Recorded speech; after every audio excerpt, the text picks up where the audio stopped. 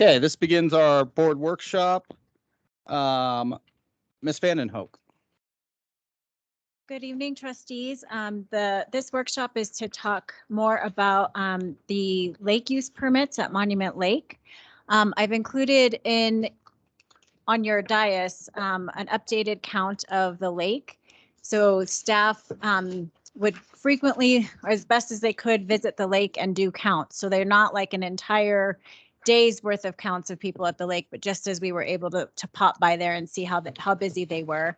So you'll notice the most frequent times that they are busy are on weekends. However, staff has wanted me to express that as the summer goes on, afternoons will also get pretty busy as well. So in addition to the lake counts, I also included in the board packet the information on what we used to request from businesses as they were applying for a lake use permit. So I just kind of wanted to get your opinions as to how you wanted to move forward with either continuing the lake use permits or discontinuing them. And so that's the purpose of the workshop this evening. So I'm happy to answer any questions that you might have, or we can get started with if you would like to, first of all, even offer lake use permits on public property, specifically Monument Lake at this time. I have one question about the list. On May 28th, it says 27 boats. Does that mean boats, or was that watercrafts in general? I think it's watercrafts in general. So kayaks, fishing boats, and paddle boards as well. Okay. Thank you.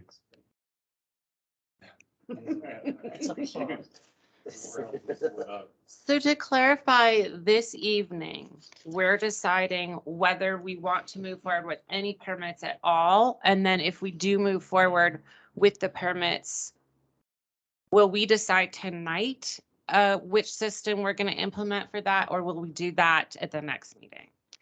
So we have the workshop that we can kind of start discussing what you would like to see. On the agenda, there is a discussion item where I believe that you could make some decisions going forward that we could then act upon. Thank you.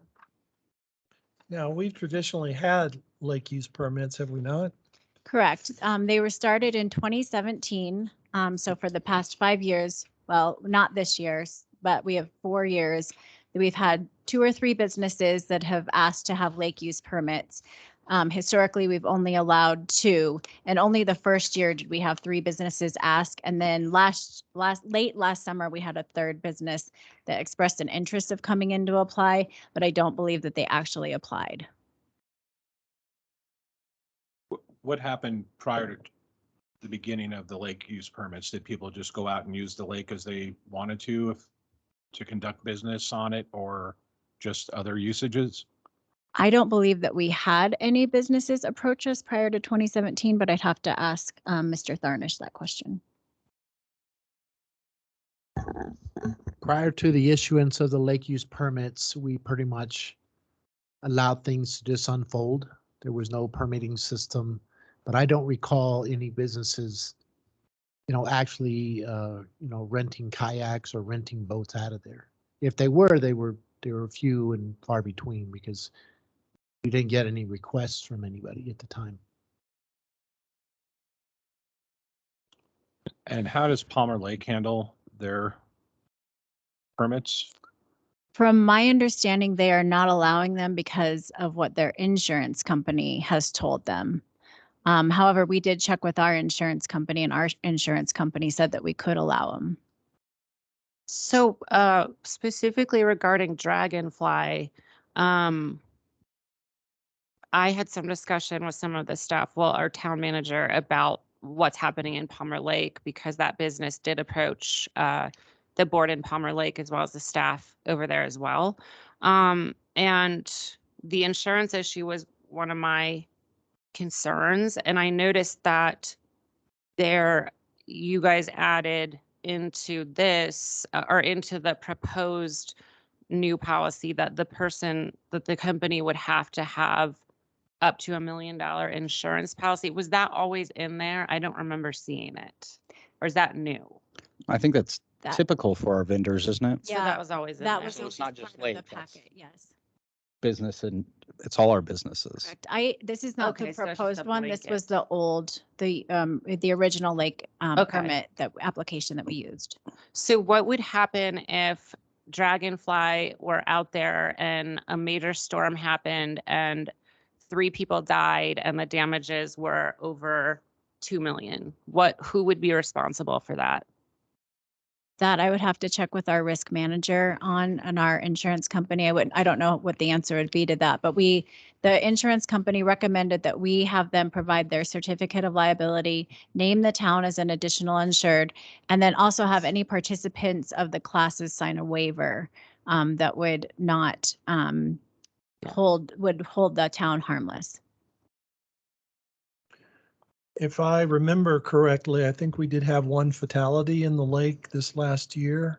Was that related to a business or was that just an individual? That was just an individual. Okay, thank you. Any other businesses that use the lake that are like food trucks and whatnot, are they gonna have to go through the same process?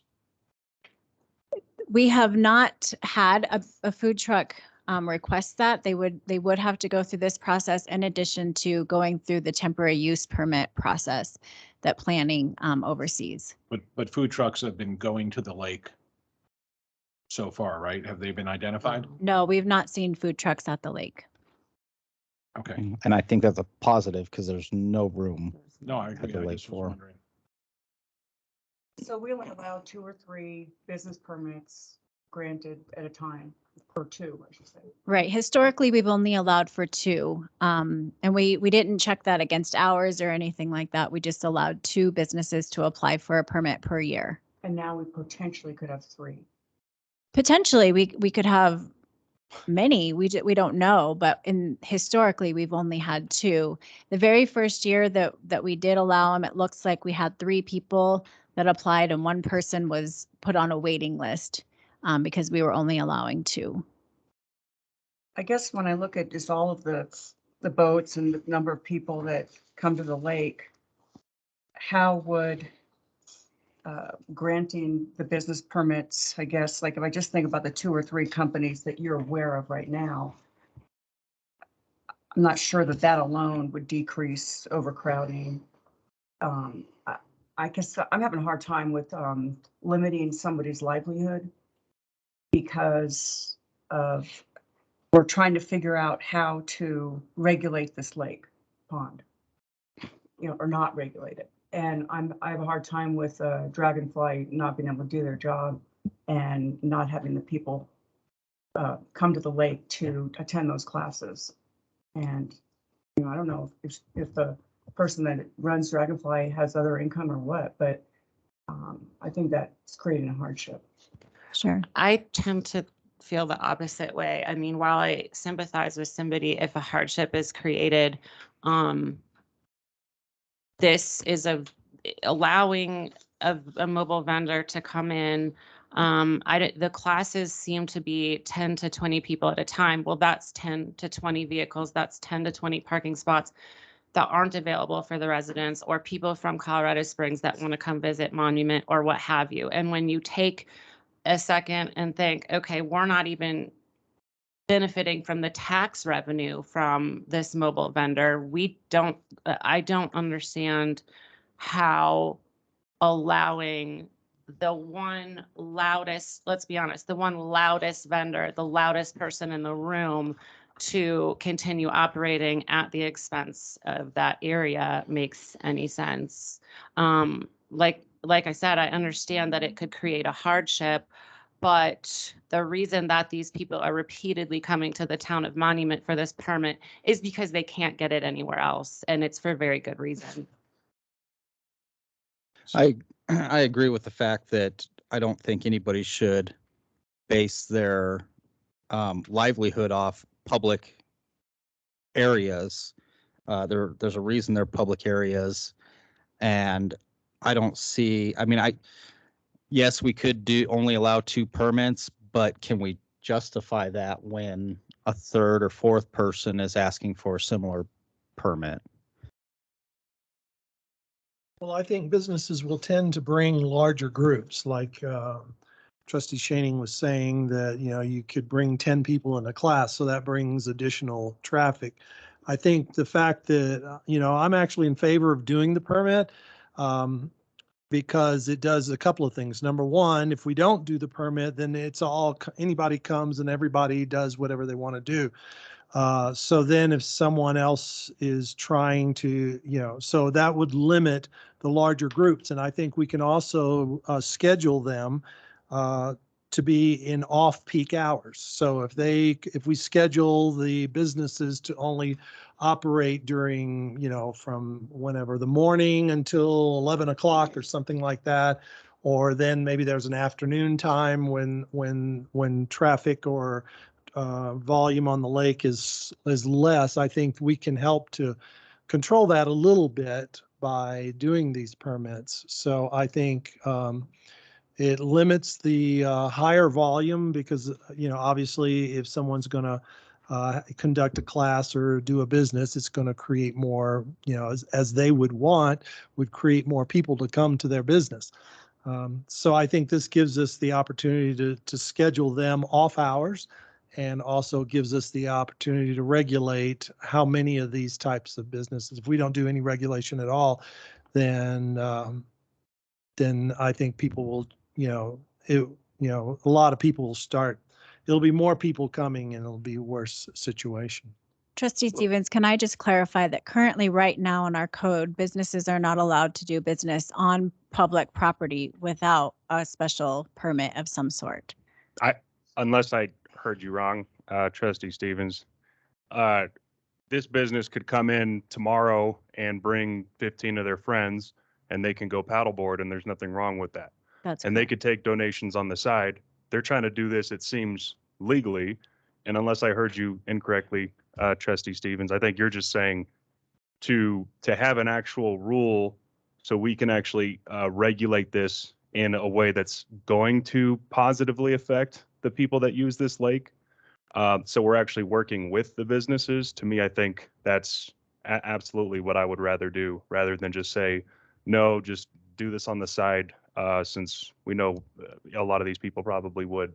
So I think we should actually regulate it so we could do it before the peak hours, and we could actually work with businesses and make this really a positive for everybody that uses that lake.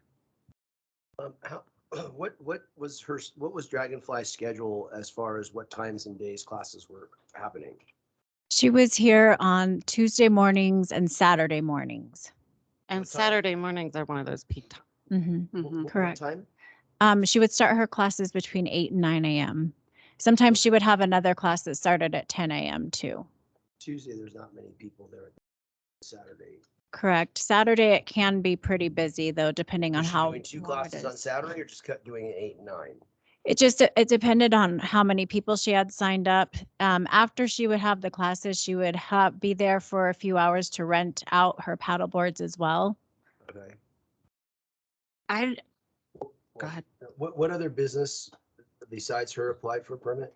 So the other business that applied for the permit was like a recreation camp. So they would bring students down to the lake to learn how to kayak, learn how to just kind of be out in nature. So they weren't necessarily doing their business at the lake. They were registering people for summer camps, and then some part of their summer camp was to go out and do these adventure camps at the lake. But they were only at the lake during the week, once a week.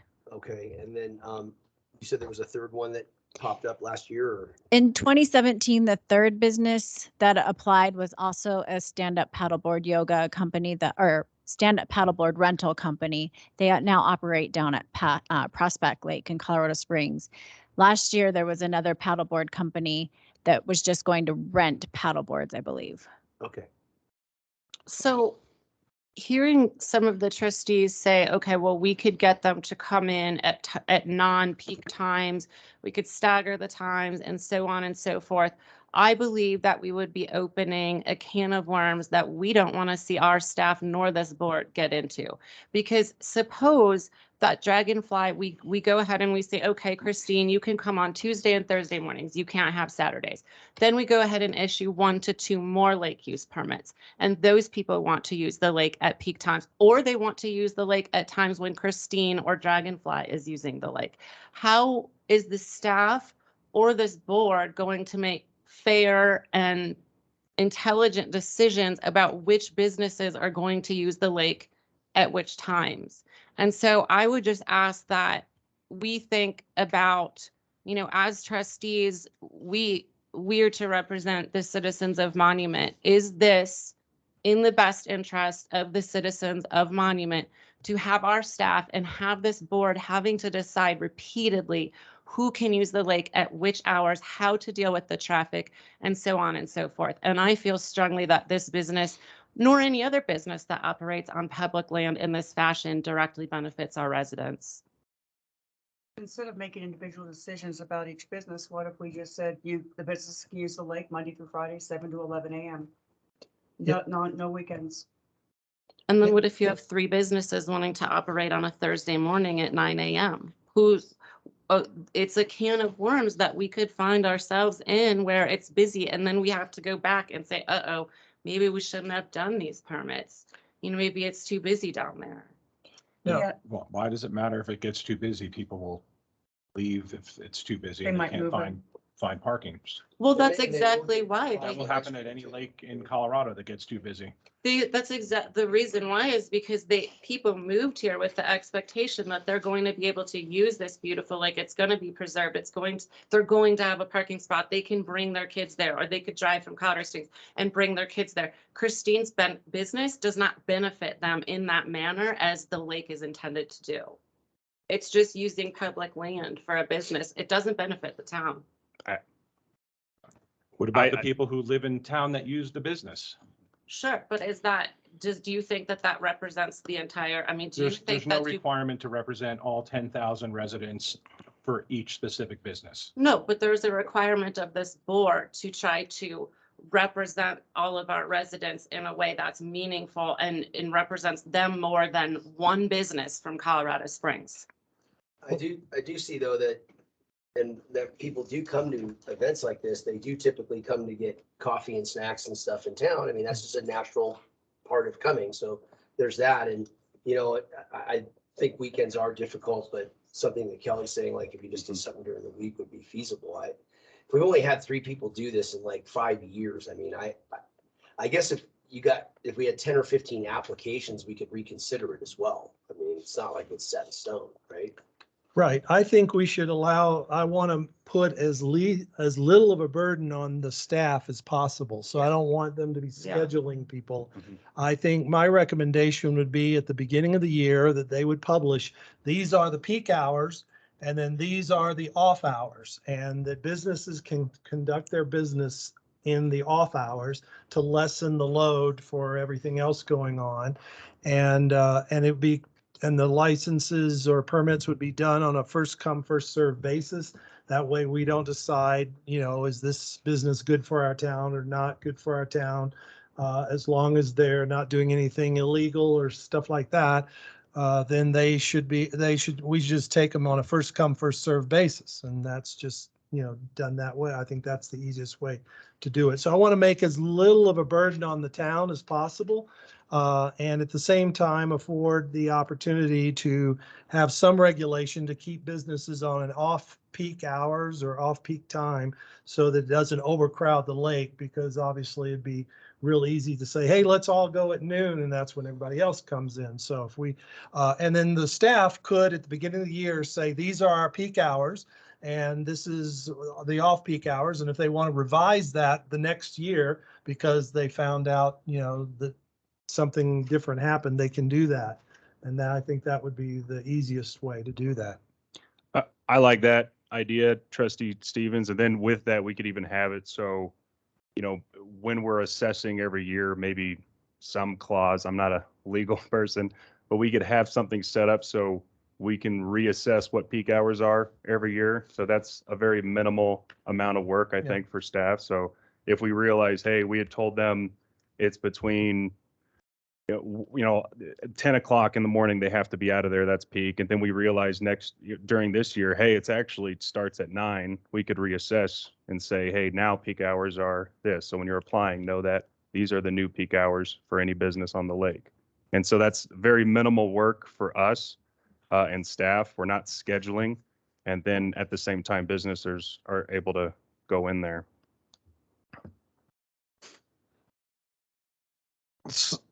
So that being discussion, how do we handle the rest of our public spaces? Because as Ms. Vandenhoek said, we do not allow businesses on our public lands or our public areas. So now do we offer businesses to work out of every park? Now, wait a minute, when we have Oktoberfest, you're saying we don't offer permits to businesses? They get Event- temporary permits. Temporary event permits, Okay. Yeah. kind of like we're approving today. It's this is just such a slippery slope. I mean, I strongly feel that we are almost conceding to the loudest voice in the room. I just don't see the benefit here. I really do understand what you are, what that means. I mean, I see, we could just as easily say it where a few people complaining, however many complaints we got, we would be conceding to them if we now say take away the permits or continue to take away the permits because some people are complaining. I think the issue is the lake is crowded. And with Lake of the Rockies coming in and other neighborhoods coming in, the lake's going to continue to be more crowded. And nobody wants that. None of us like how crowded the lake is. I personally believe that allowing businesses to have permits like this, we could do it in a smart way. And with that being said, I do think maybe we could talk today on how we would deal in the future if we did get 4, 5, 6 permits, because there has to be a limit, obviously. I don't know what my solution would be there, but I think banning it completely is not correct.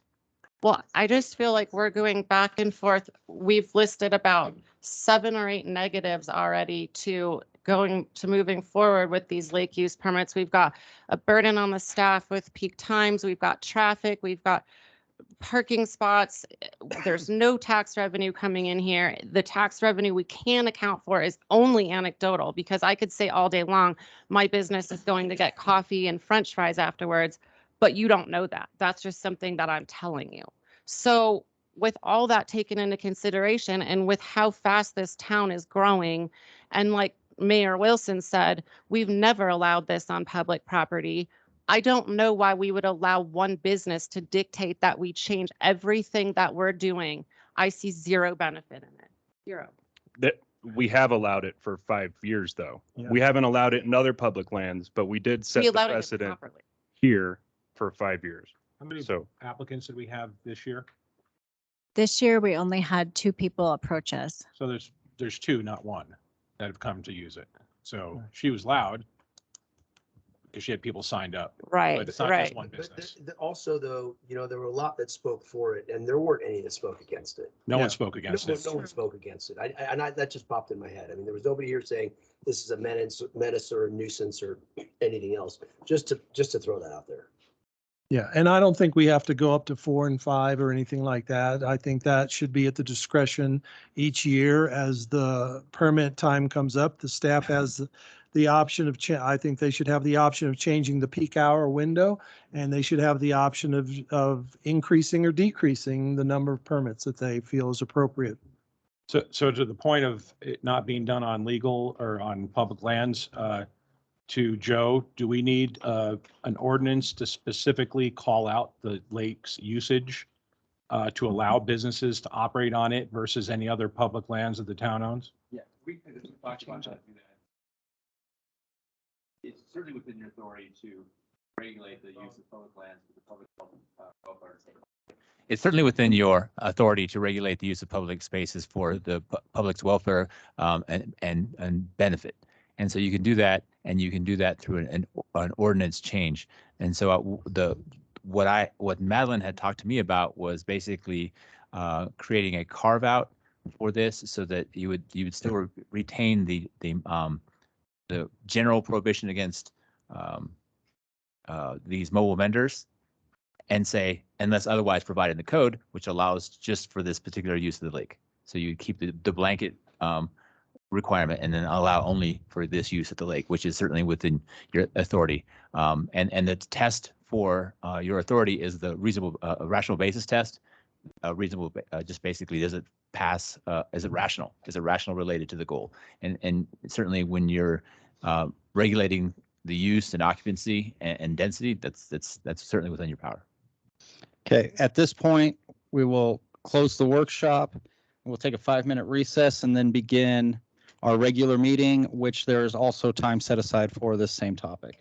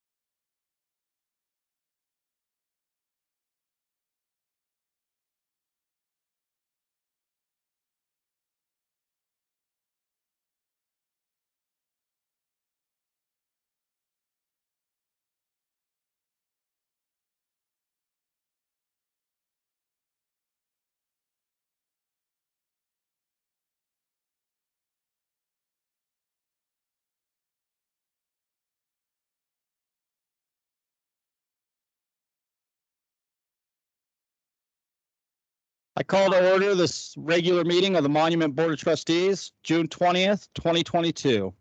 Please stand for the Pledge of Allegiance.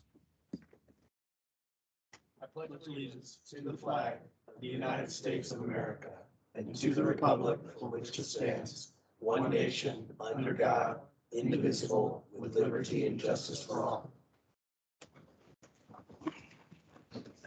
Ms. Hogan, will you take roll, please? Mayor Wilson, Here. Mayor Pro Tem Elliott, Here. Trustee LaKind, Here? Trustee Ramos, Here. Trustee Romanello, Here. Trustee Shaning, Here. Trustee Stevens. Here. Okay, before us, we have an agenda. We have several modifications to the agenda.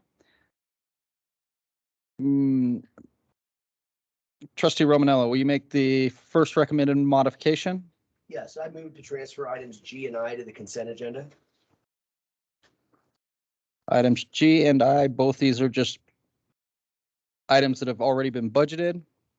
All in favor, say aye. Aye. G and I will be moved to the consent agenda. Second modification, Ms. Shining. I would like to make a motion to move to postpone consideration of items E and H to a future agenda.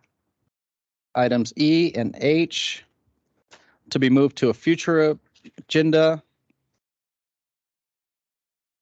This is due to some necessary changes to those items. All in favor? Aye. Aye. And then do we have one more motion? Mayor Pro Tem Elliott. Yes, I'd like to make a motion to add an item to the agenda, to add an item under, make it 5B under discussion items, which is a board discussion and potential approval of a financial assurance guarantee required by El Paso County for the construction of the town's new water tank. Okay, adding that discussion item. All in favor, say aye. Aye. Okay, do we have any other modifications to the agenda? Seeing none, do we have a motion to approve the agenda as modified? So moved. Second. We have a motion and a second. Ms. Hogan?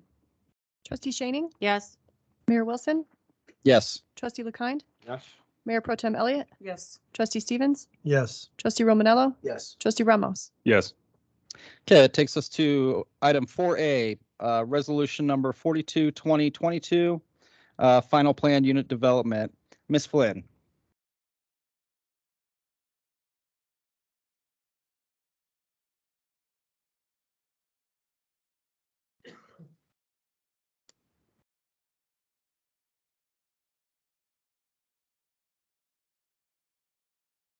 Good evening, board and trustees and mayor. This project is located west of Jackson Creek Parkway and Harness intersection, and it's within the approved Village at Jackson Creek preliminary PD site plan. The approved preliminary PD site plan was identified as mixed-use development with a variety of retail, employment, multifamily, and other commercial uses.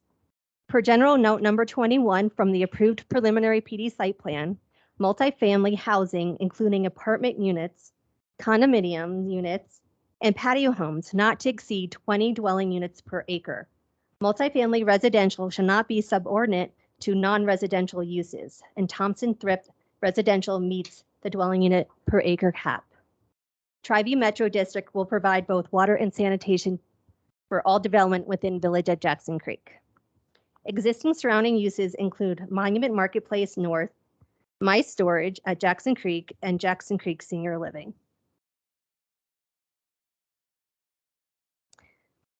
The final PUD is 13.14 acres in size. That's 264 multifamily residential units, which is 20 units per acre. Within each building, there will be a combination of 1, 2, and 3 bedroom units. In total, there are 108 one-bedroom units, 132 two-bedroom units, and 24 three-bedroom units. The site will also have a clubhouse, pool, fitness center, open spaces, and a dog park. There'll be 354 vehicle parking, and the building height will be 48 feet. There will be 4 points of access. The site will have 2 points of full movement access off of Grand Village Drive. The access point on Strata Drive will be a full movement intersection. The access point on the southern portion of the site is a roundabout. A traffic impact study was prepared by LSC Transportation Consultants that analyzed the traffic generated by the development. All streets within Village at Jackson Creek, including Harness and former Cloverleaf Road, which is now Strata Drive, and Grand Village Drive, will be dedicated to the town of Monument and maintained by Triview Metro District. All public streets and parking spaces will be constructed to the town of Monument's roadway design standards. The civil plans are currently under review. And the map on the screen shows all the full movement intersections. And when it's warranted, there will be the Harness and Strata Drive intersection off of Jackson Creek Parkway will be signalized. There are 4 building types proposed, as you've seen on your screen with the renderings.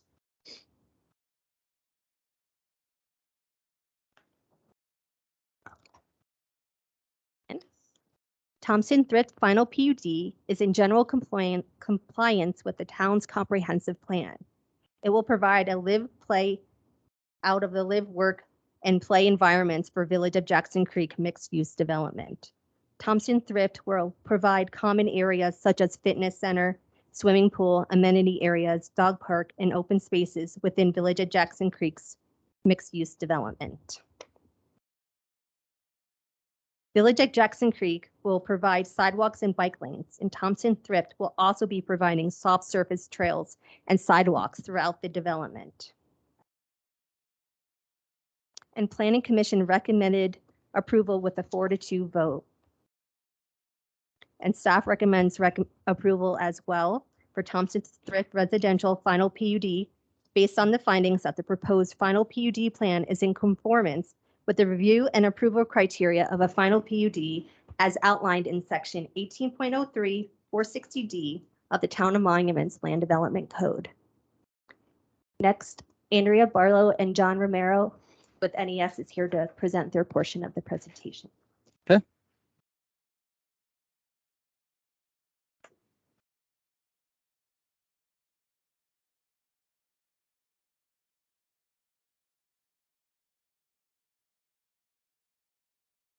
Good evening, trustees. I'm John Romero with NES representing Thompson Thrift Residential on this application for a final PUD site plan today.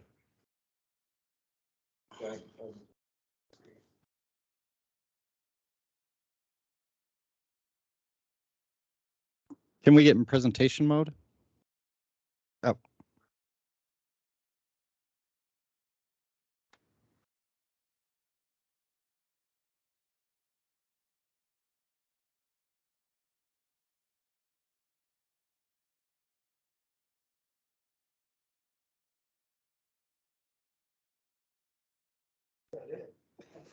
Stand by, please.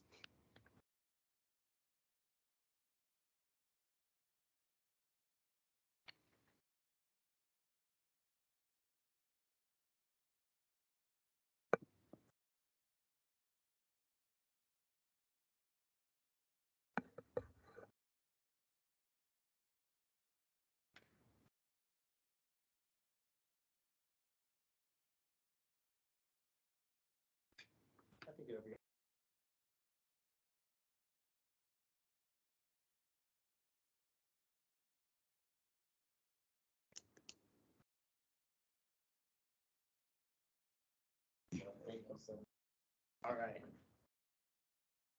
All right. So for this final PUD, our team consists of NES, which is myself, Andrea Barlow. We also have today here Thompson Thrift Residential, with Jessica Tuttle, Monica Unger, Cheyenne Solcanen. Also, their land use attorney is here with us today, Diana Jenkins. The master developer for this site is CSI and Brett Benke. The civil engineer is Westworks Engineering, and our traffic engineer transportation. As Debbie mentioned, this site is a 13.4 acre site. It's located west of the Jackson Creek Parkway and Harness Road intersection. It's part of the Village at Jackson Creek Planned Use Development Plan. The site is zoned PUD. It's as mentioned, as part of that Village at Jackson Creek preliminary PD site plan, which was approved in April of 2021. It recently was recorded just within the past month. The Village of Jackson Creek site is a 46.97 acre mixed use development. It includes retail, employment, commercial, and residential uses. It is identified, as Debbie mentioned, on the comprehensive plan as a land use map as a mixed use development. The preliminary PD site plan, which is in front of you now, identifies retail, employment, commercial, and multifamily development up to 20 DUs per acre.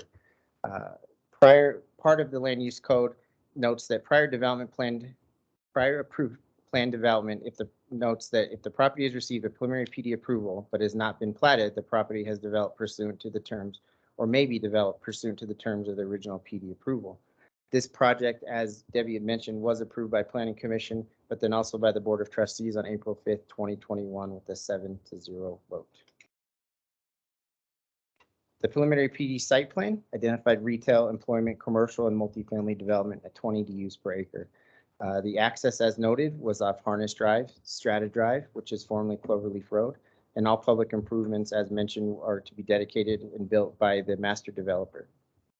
Jackson Creek Commercial Metropolitan District will maintain all the streetscape through a common area maintenance agreement. There are also established development guidelines that address the uses, setbacks, landscaping, signage, and overall development guidelines. Before you today is our final PUD, which proposes a 264 unit, 20 DU per acre apartment project in the Village at Jackson Creek, a mixed use development. It's a mix of 1, 2, and 3 bedroom units, along with a variety of amenity spaces. The site is 13.14 acres and is currently vacant. It is zoned PUD. We are proposing a 48-foot building height. In this development, there's 2 specific building height zones based on 600 feet from I-25. Everything within that 600 feet can be up to 75 feet, and everything outside of that can be 50. There are building setbacks within along Grand Village for 20 feet. Strata is at 20, I-25 is 50. We are proposing 470 parking spaces that include garages and ADA stalls, and those do exceed the current parking requirements for the site.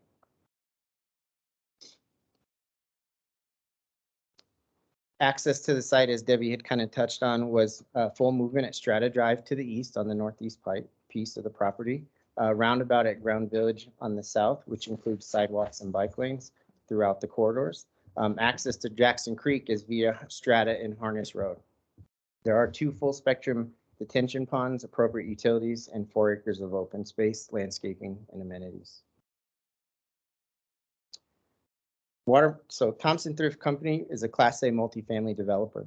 They put specific emphasis on upgraded interiors, energy efficiency, and amenitization. In addition, they've increased focus with post-COVID design, which has led to the emphasis on flexible and dynamic spaces that look to improve outdoor amenities, community spaces, and as seen in the provided application. With that, I'm going to introduce Andrea Barlow, who's going to talk to you a little bit about the review criteria before you today.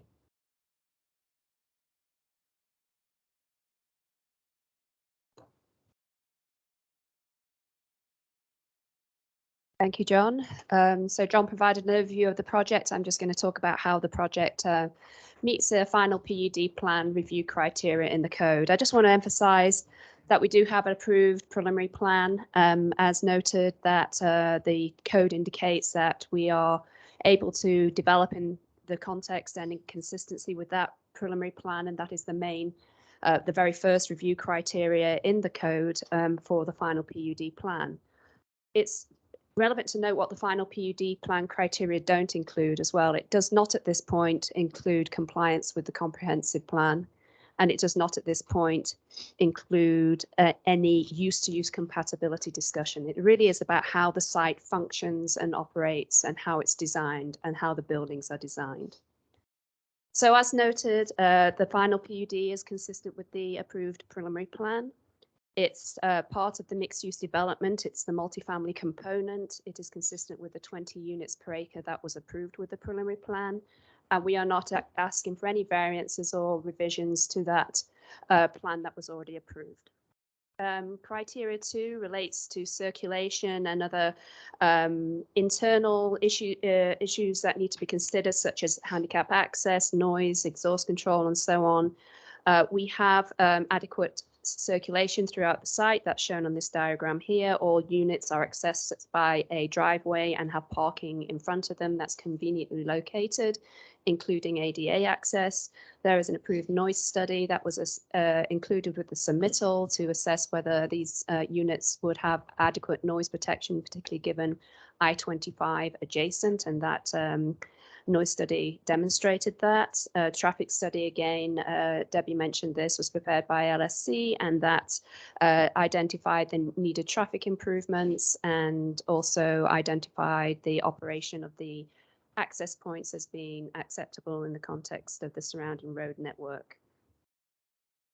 Already mentioned that the roads will be dedicated to the town and maintained by Triview Metropolitan District, and they will all be constructed to town standards. I'll let forward a little bit. There you go. So the next criteria really relates to functional open space and trails, and this development includes quite a substantial amount of open space. There are amenities provided with the multifamily residential in terms of on-site open space and fitness centers, the type of things you would expect with a Class A residential development. There are trails that interconnect through the project and also into the adjacent open space that's part of the broader Village at Jackson Creek development. The next talks to a variety of development and housing types. We've got 4 different building types, and we've oriented the buildings. I'll talk a little bit more about that, so that they maintain those view corridors towards Pikes Peak as much as possible.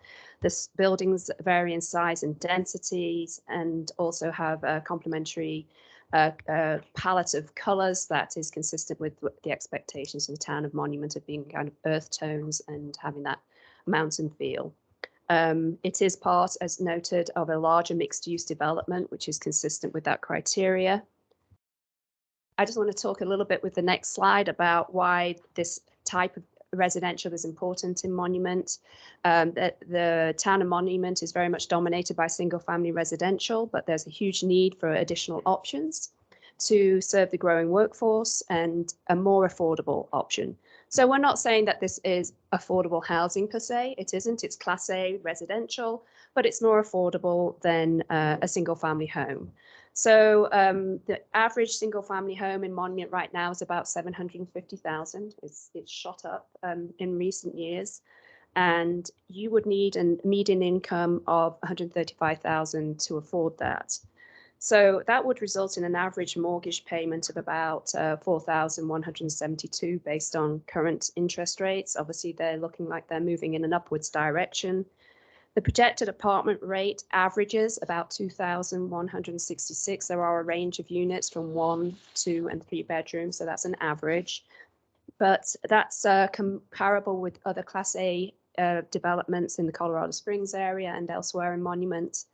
And just shows that there is a need for that to fill that gap, the affordability gap between the apartment rent and actually what a monthly payment for a mortgage would be. And that monthly payment doesn't include HOA fees. It doesn't include maintenance and things like that. So just a kind of a demonstration of why it's important to have a different type of residential that people can actually afford. And with a growing workforce, there's lots of new developments that are being proposed. You're going to hear about some of them later on in this hearing today. We've had quite a few recent developments for employment related uses. They're all going to need somewhere to live. The next is about privacy. That's more of it. That relates to the internal configuration of buildings. So we have adequate separation between the buildings, and also to transitions between each of the individual buildings on the site, and include landscaping and buffers to provide additional transition between those individual buildings. And all the units are private, and some have private patios as well. So we believe that privacy will be maintained for all residents on the site. Mentioned earlier the building orientation. We have sought to build the direct the buildings on an east-west axis as much as possible, maintain view corridors through the site, not only for the benefit of the residents, but just for the broader community in terms of preserving some of those views. And as noted before, we've got a number of different building types, and the quality of the architecture and the materials used will be consistent with the quality that you would expect to see in monument. Landscaping is the next criteria, and we're meeting the guidelines that are put in place for the villages at Jackson Creek, and landscaping is going to be provided along Grand Village Drive and in with all the common areas and open space areas as well. The entryway, monument signage and landscape will be included at the access points of Grand Village Drive, so that'll create an attractive entrance to the development, and the internal landscaping comfortably meets the town's landscape ordinance. And the Jackson Creek Metro District will own and maintain all the landscaping outside of the individual lots, such as the entry signs and perimeter walls, etc. So the next criteria relates to availability of off-street parking. As John indicated, the parking we provided significantly exceeds the requirement, and we have plenty of surface parking spaces, 19 ADA parking spaces and 96 garage spaces. That's often seen as a benefit to have more parking than's needed to avoid the likelihood of parking spilling onto adjacent streets. And we have handicap ramps and accessibility throughout the site as required. So there is a criteria at the end of the PUD which asks if it is generally consistent with the land use pattern and roadway and utility systems of the largest surrounding area. As noted before, this is consistent with the comprehensive plan, which looked for this site to be a mixed use development. The Village at Jackson Creek PUD, the overall 47 acres was identified as a business complex, and also adjacent parcels are mixed use, and that whole development has a mix of uses approved on the preliminary plan. This is just one component of that plan, and it is providing the multifamily element to support the businesses and retail that may come forward in the rest of the development. We are providing the open space, trails, bike paths, and so on that meet the Parks, Trails and Open Space Plan, and also provide connectivity and accessibility for residents and the broader area, and all utilities are available to the site. So just to recap on the criteria, we feel we're consistent with the preliminary PD site plan to the letter. We are providing the density that was allowed in the PUD plan. This area is 13.14 acres of a 47 acre site, so it meets that being subordinate to the non-retail uses component. We're not asking for any variances or revision. We are providing a much needed housing type in Monument. There is a need for more variety to serve workforce needs. We're providing quality building and landscape design, adequate parking, and consistent with the context of the surrounding area as envisioned in the comprehensive planned land use patterns. And with that, we're happy to answer any questions. Any questions for staff or the applicant?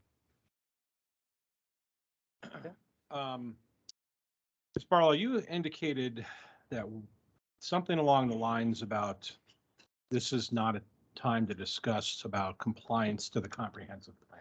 That's correct. That's already been discussed with everyone. And yet, the town staff has made it clear that this is in general compliance to the comprehensive plan. So which is it? Can we talk about its compliance to the comprehensive plan, or can we not? Because the town brought it up first in their presentation, and then you came out and said that this is not the time to discuss compliance to the comprehensive plan. It is not a review criteria of the final PUD plan criteria. Beg to differ. I think, especially when the town staff brings up general compliance, and I've seen in other writings them say substantial compliance. I'd like to know when we get to full compliance. The compliance consideration is with the preliminary PUD plan, and comprehensive plan compliance is not a criteria with the final PUD plan. So why are we bringing up compliance to the comprehensive plan if it's not relevant? That's a Mr. question for Mayor, staff. staff would be happy to provide a response to that Go if ahead. it's appropriate. Go ahead. Thank you. So what I have up on the screen over on the right-hand side, you'll see the review criteria. So if you read through each one of those review criteria, which are the same criteria as was what Ms. Barlow went over, you'll notice that none of the criteria include comprehensive plan compliance. So staff did include in their presentation, just for background informational purposes, information regarding the comprehensive plan, but for this specific application type, it is not a consideration.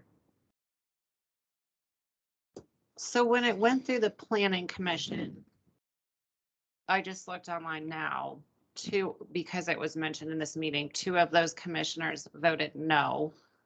And when I looked back to the minutes state that the reasons those 2 commissioners voted no, they were varying reasons. There was traffic congestion, the setbacks. The minutes say that this is not necessarily in compliance with the comprehensive plan, and there's supposed to be an attachment to those minutes, but I don't see that attachment actually loaded on the Town of Monument website.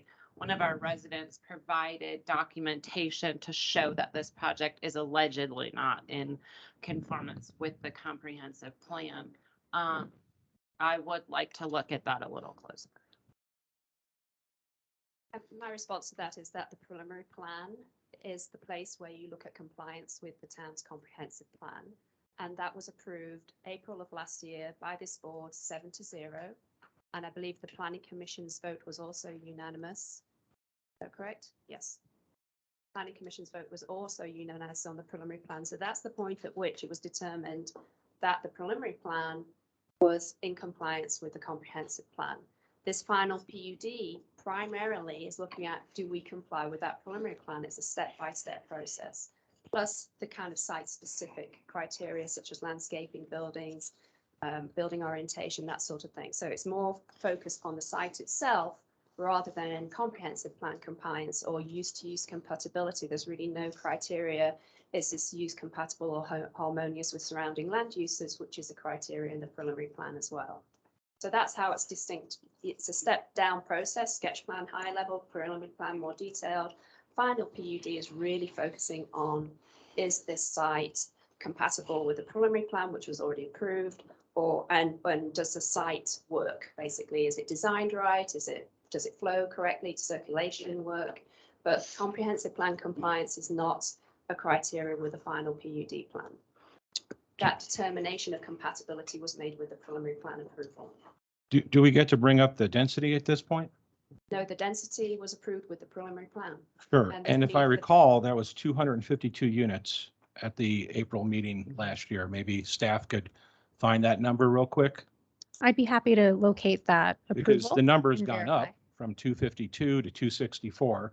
So even though the dwelling units still meet your 20 dwelling units per acre, you have increased the amount of units overall since a year ago. So someone's modifying something. So I don't see why we can't discuss it. Okay, can I respond to that? The only requirement in the preliminary plan was a 20 unit per acre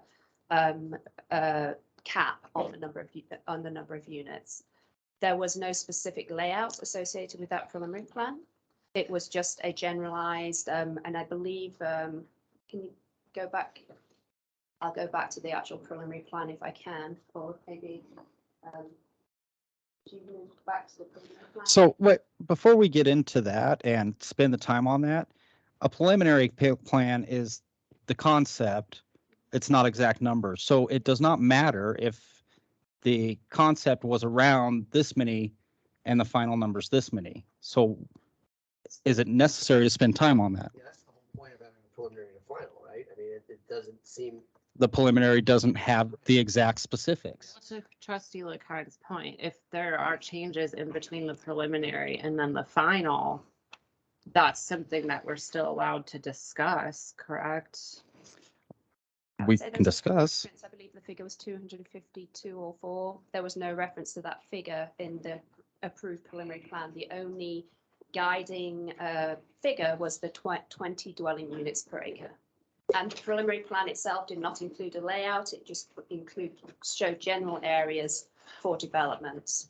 I don't know, I have some pretty specific layout right here, page 64 of the Board of Trustee packet dated April 5th, 2021, where it shows the CVS and the apartment complexes and all the restaurants. And I mean, it looks pretty specific. Looks almost exactly like your drawing of the units where that was in the packet this week of where the activity center was going to go, or the clubhouse and each unit and all the garages. And I mean, that document was a marketing document and did not form part of the preliminary plan.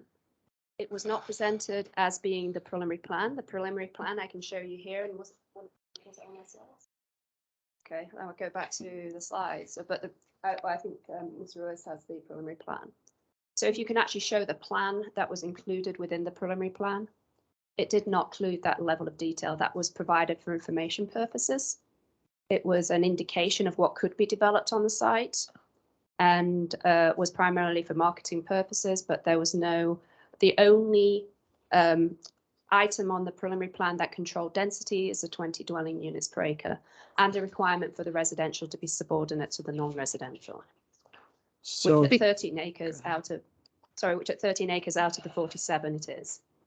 okay, so if I understand correctly, the preliminary plan, when you presented the idea that there might be a library there and there'd be some restaurants there, that was just for marketing purposes. That was not. I was not involved in the presentation of the preliminary plan. We are representing Thompson Thrift on this particular site only. I am relaying what I understand is the case, that I know what the approved preliminary PED site plan says, and it says 20 dwelling units per acre. That plan was not part of it. I understand it was a marketing plan only, a concept for information. But yes, I mean, is there going to be a library there? I don't know. There could be, there could not be. I'm sure some of the retail components may change as well.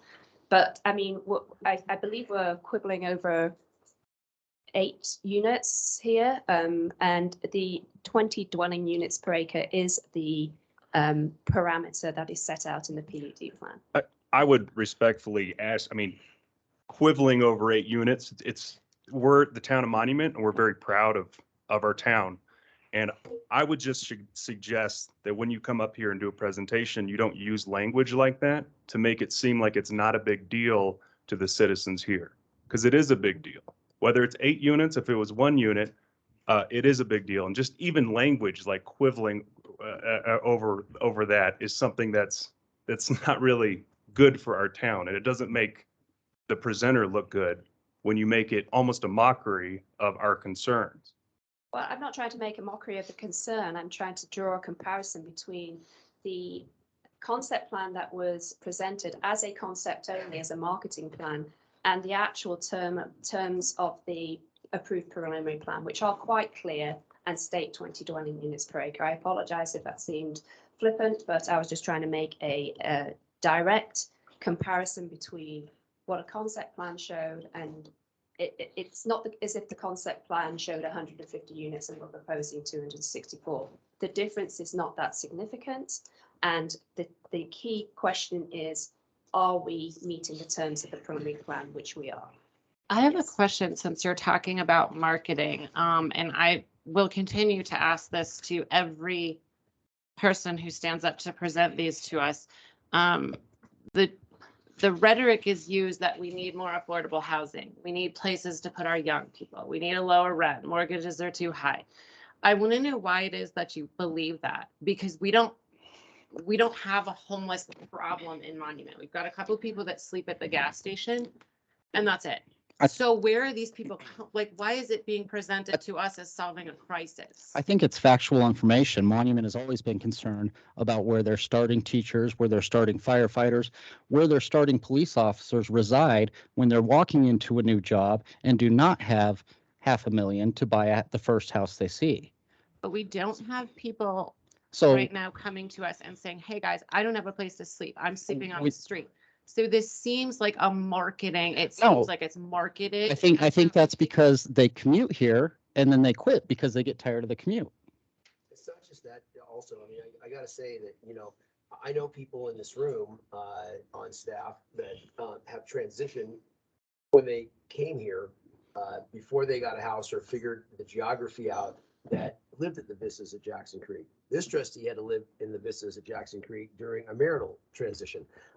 There's no riffraff at the Vistas at Jackson Creek. It's an A-class apartment like they're talking about here. And I was wishing at that time there was some competition for them to try to keep things more reasonable. There are times and seasons in life where you need that here. I mean, it's just, but as long as it's going to be an A-class, first-class thing that represents our town right, I'm okay with that. And is this when you talk about library or retail or whatnot, this isn't the whole of the development. This is just an apartment part where there's going to be other things still developed around it, correct? Am I understanding that right? The total preliminary plan area is just short of 47 acres, and this is just over 13 acres. So Okay. yes, there's still a substantial area Okay. of the preliminary plan that will be developed with other uses in the context of the approved preliminary plan for that mixed use Right. area. And to not, and I do understand that any kind of differences made to Trustee Ramos's point is important. Everything's important.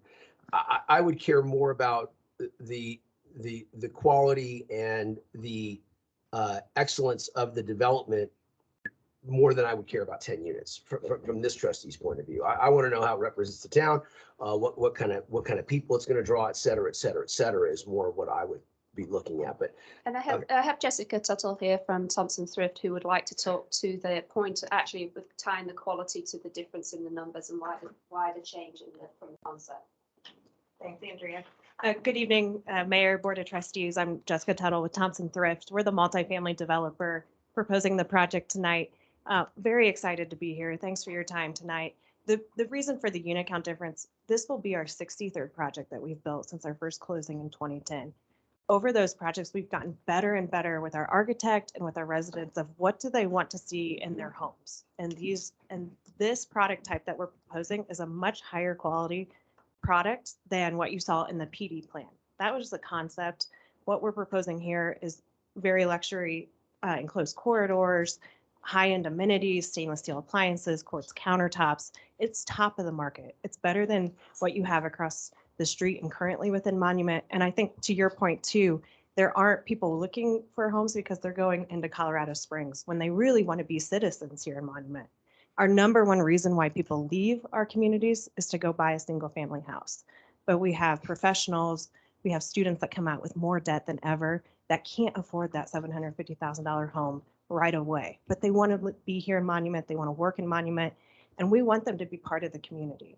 We want our project to bring more medical uses here, more retail here, more restaurants for the existing members in the community. And one way to do that is to bring more people, to bring more retail. So happy to answer any questions. It's a very high-end product and it'll definitely be top of the market to start construction. Has anyone looked at the timing of when this development would be complete and when the widening of Jackson Creek Parkway from Higbee to 105 would be complete? Possibly our seller may know that information, or Andrea, if you could. Debbie's the expert on the timing of the Jackson Creek 105 improvements, and I think would you like to speak to that? That's tied into the Monument Junction development, and so that's the next phase of the widening of Jackson Creek, but Debbie knows more about the timing of that. So currently Jackson Creek Parkway is under design with FHU. Their design will be complete by December 2022. We are working with stakeholders on knowing where those curb cuts need to be and the design. We should be at 30% design this summer. And once we're at 30% design, we'll be having a website for that project on the town's website so residents can see what that design is. And once we reach the 30%, we work with the FHU, the Y, the school district, CSI, the property owners to make sure everything's running correctly. And then we'll get to 90%, and then 100% will be in December 2022. We're working on grant money. We're halfway there. And with developer contributions, we'll almost be there with funding for Jackson Creek Parkway, and that will be starting in 2023. Of course, we can't start in January 2023 because of snow here, but once that weather subsides, then we'll be starting construction. And that will be simultaneously with this project, as well as with other projects that are happening off of Jackson Creek Parkway. And both the developers with Classic and CSI is working together on contributions to help get that complete for within 2023, 2024 to be completed for Jackson Creek Parkway. I don't know when Thompson Thrift will be done, and I'll have you answer that question. Thank you. So for 264 units, it's 24-month construction timeline. So it's a rather large project. We'll start site work either end of this year, early next. This isn't our fund, so it's ready to go as soon as we can get permitted through the city of Monument, town of Monument. We have all of our capital ready to deploy. So it's all one phase, but again, it'll take 2 years. So we're looking at 2024 by the time the construction is complete. Or 25, if you start at the beginning of the year. Or 20, yes, I'm sorry, 25, thank you. You're right, 2025, time flies. Okay, I have a couple of questions since we're talking about the widening of the road. You're going, is the traffic study coming up here, or have we, because I have some questions related to that. Yes, there was a traffic letter that came with this and it showed compliance with the past preliminary PUD. There are improvements that are for the future, but right now it's compliant with the past traffic report that was provided with the preliminary PUD. So what was the traffic rating? Excuse me? What was the traffic rating? I guess there's a lot of different ratings for the intersections, for the roads, so For the that changes. So I don't know that I can speak to that directly because there's multiple criteria that looks at, mostly based on the density and the amount of ADT. Those ADTs currently are not triggering any additional improvements that are already there and planned. The master developer is working through the civil plans, as Debbie had mentioned, in regards to Strata and Grand Village and Harness and that connection with Harness, and that all. I do know that there is in one of our slides, I can go back, I apologize, it does show future signalized intersections, but those will come in when those warrants are met. Okay, so currently there won't be any signals going in. Not currently. No. Who will be funding the signals when they do come in, or if the traffic does increase and you pack out your units and it's completely full after a year goes by? So typically those intersections are funded by the adjacent developments and there's cost sharing to all of those. That would be the other 30 some acres. And you're part of is there if I recall, there was a metro district that was set aside for this? Yep. Okay, and what is that metro district money used for?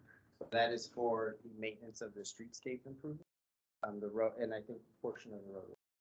I thought the maintenance of the street was handled by Tri-View Metro. Say that again? I thought the maintenance of the street was being handled by Tri-View Metro. Streetscapes, yes, the streetscape sidewalks, because there's a additional pedestrian improvements along all of Grandview, or the right of ways in there. So there's extended walkways, there's bike lanes, those types of things. The streetscapes tied to that are maintained by the district, and then they are handled Tri-View, correct? Yes. Okay, thank you. Additional questions for the applicant staff? Seeing none, this is a public hearing item. So anyone who would like to speak for this item, Mr. Anderson, do we have anybody online that would like to speak for or against this item? Okay, do we have anybody here in person that would like to speak for this item? Ms. Hayes, for or against, excuse me.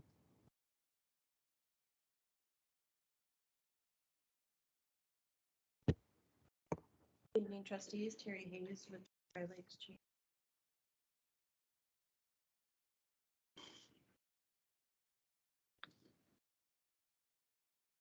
I would like to, in general, just speak to the need of why communities need family housing. Towns have an ecosystem, just like the great outdoors.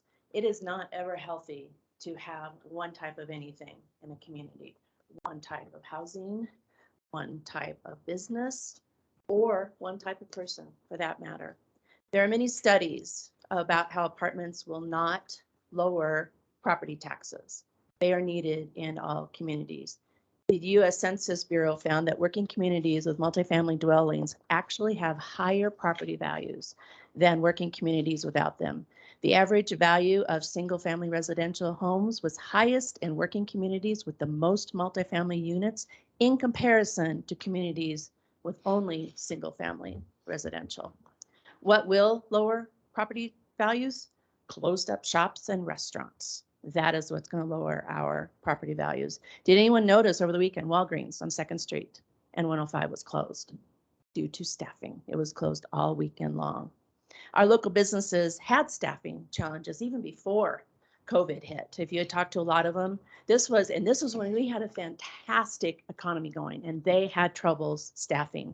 So now you add where we are now, COVID reactions and inflation, and you can imagine how much harder it is for them to attract businesses to our community. With gas prices the way they are, that is going to be even more of a consideration. History tells us at some point the gas prices will go down. Do we think they're going to go down to pre-COVID? No, that really is not going to happen. And then, of course, we are at 7,200 feet. Along with that comes ice and snow. So when you have to travel 30 plus minutes, especially on a freeway, it is very, very scary for some people, especially our younger generation, to travel further. So they're going to look for a place to work that is closer to home. Just today, I was at the dentist, and thank goodness the numbness is worn off since 3 o'clock, so I can speak clearly. But while I was there, I was talking to the hygienist, and she told me she she comes over 30 minutes drive to Monument, and it is a hardship on her. I didn't ask her because I'm in a dentist, and who knows if her boss is around the corner. Is she considering finding another job closer with another dentist closer to where she lives? But that is always a possibility, and that's got to be on everybody's mind when they look at their costs of what it's costing to drive up to a business that is not close to where they live. We have seen what life looks like when restaurants and shops closed. Imagine if those closures were permanent instead of temporary. That is a community I personally don't want to live in. Multifamily in general, it is documented, they follow the jobs. What has happened here is not just the growth of residential, but the growth of businesses also. So with our increased jobs come more people that want to work here, but not every job pays $100,000 a year. I know Andrea talked about what it was going to take to buy one of these $500,000 to our $750,000 houses. People can't afford that right now. And not every job has that $100,000 paycheck, but anybody else below that still deserves to have a place to live here. An economist friend explained to me once that our housing shortage honestly started in 2008 with the recession. And the reason for that is when our growth, we have building, we have growth, and they kind of go up at the same time. But at 2008, it stopped. Builders went out of business, and we got behind. Now, at the slow growth that we have, being behind, we probably could have dealt with it. However, you put in addition to being behind with our massive growth we've had just in the last 5 years, and we have created a crisis of housing. And that is why it's just throughout the whole nation. It's not just us. We are not alone in this. So that has created the housing shortage, and why our houses, which because there's not enough of them right now, are going for $750,000 when they went for $500 just a mere 2-3 years ago.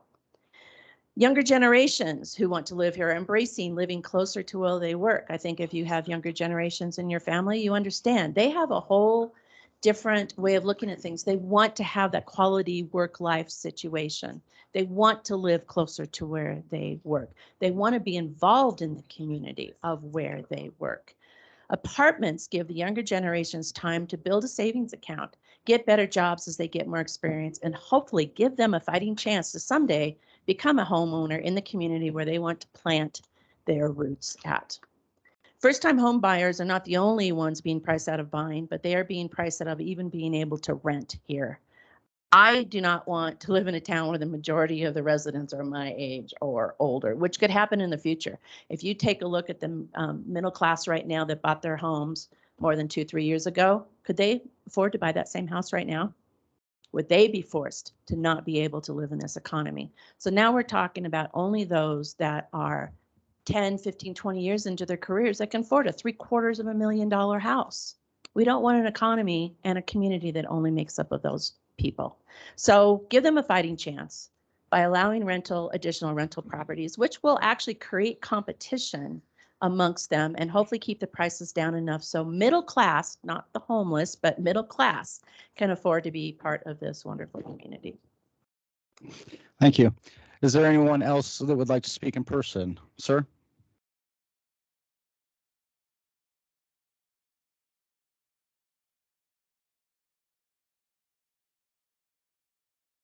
Lusty, I live on the side, Jackson Creek.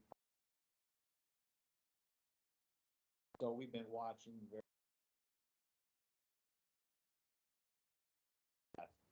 Well, my comment really is just a question, and maybe that's a question for staff. But I wanted to know, in the comprehensive design plan, is there a cap of percentage of rentals or percentage of apartments compared to single family? We have a number that we're looking at that's, we can't go beyond this, or are we just gonna keep going and going and going with apartments? We don't have. This, sir, you finished with your comment? Yeah, it's just a question. Okay. Okay. Is there any other individuals here that would like to make public comment?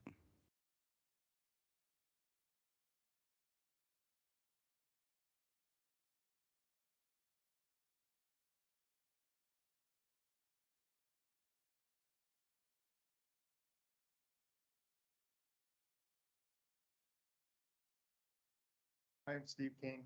I am not, first off, I'm not here to kill this project. I think this project should be approved because it was already approved. Okay. But I also want to speak a little bit on the general scope of multifamily and things like that. Because multifamily is not exclusively apartments. Multifamily is also condos, which we won't have built because of the construction defect lawsuits that are out. And multifamily is also townhouses and duplexes and things like that. What concerns me about apartments is, I know that we need them, and I don't have a problem with apartments coming in. The problem that I have right now is that we have 1,200 of them in some basic form of approval in this town, which is 35% of the housing stock for Monument. And personally, I think that's too many. So I'm not opposed to apartments. I'm not opposed to townhouses. I'm not opposed to condominiums. I'm not opposed to single family. But I think there needs to be a balance, because the truth of the matter is we don't have enough jobs in this town for 1,200 apartment units. And these apartments that are coming in now, these are not low priced apartments. They're probably going to be $2,000 a month. So that doesn't help the person that's working at McDonald's, that's for sure. So going forward, I want attention to be paid to that, because all these projects that are coming in, they're getting rezoned, and they're getting rezoned for more and more density. They're getting rezoned for apartments. And like Joel said, where's the cap on that? Personally, I think we've hit that cap. So again, this one particular project, I'm not here to speak against it. It was approved on their sketch plan. It was approved at the Planning Commission. I'm not here to kill it. And but going forward, I think that presentations matter. I think that the site plan that you have and this particular project, and I'm not going to get into a lot of it because there was a lot that went on when this project was approved. But if somebody's going to put a rendering and use it as a marketing piece, then they kind of need to be held towards to that. And instead of selling it as oh, look at how beautiful this is, and the kids are playing in the park and all this other stuff, and then changing the game after the fact, because that's happened a lot here. It comes in one way and it ends up going 180 degrees different, and then we end up having to fight it. And so I just want to make that point so that it's on the record. Thank you. Thank you. Is there anyone else who would like to make public comment? Okay, seeing none, I'll close the public comment portion and allow town staff and the applicant to address any questions that may have been brought up that they would like to. I can address the question regarding the comp plan, which it sounds like you're all aware. There is no cap included within the comprehensive plan. But there is zoning.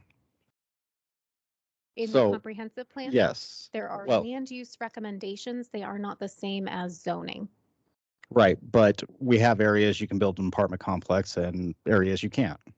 Correct. And within this specific area, the comprehensive plan did recommend multi-use, but as was discussed previously, that's not a review criteria that can be considered today. Right, in areas like this, we also have percentage of commercial to percentage of residential. So they cannot come back and say, well, we didn't sell the commercial, we want to add 5 more apartments. You are correct. Okay. And this might be more a question for Ms. Flynn. You might know, when was the last time we rezoned an area?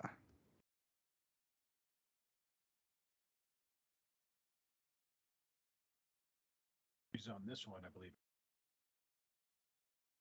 This one I'm was in sorry, April. Mr. Mayor, are you talking about a rezoning of an area period or this specific area?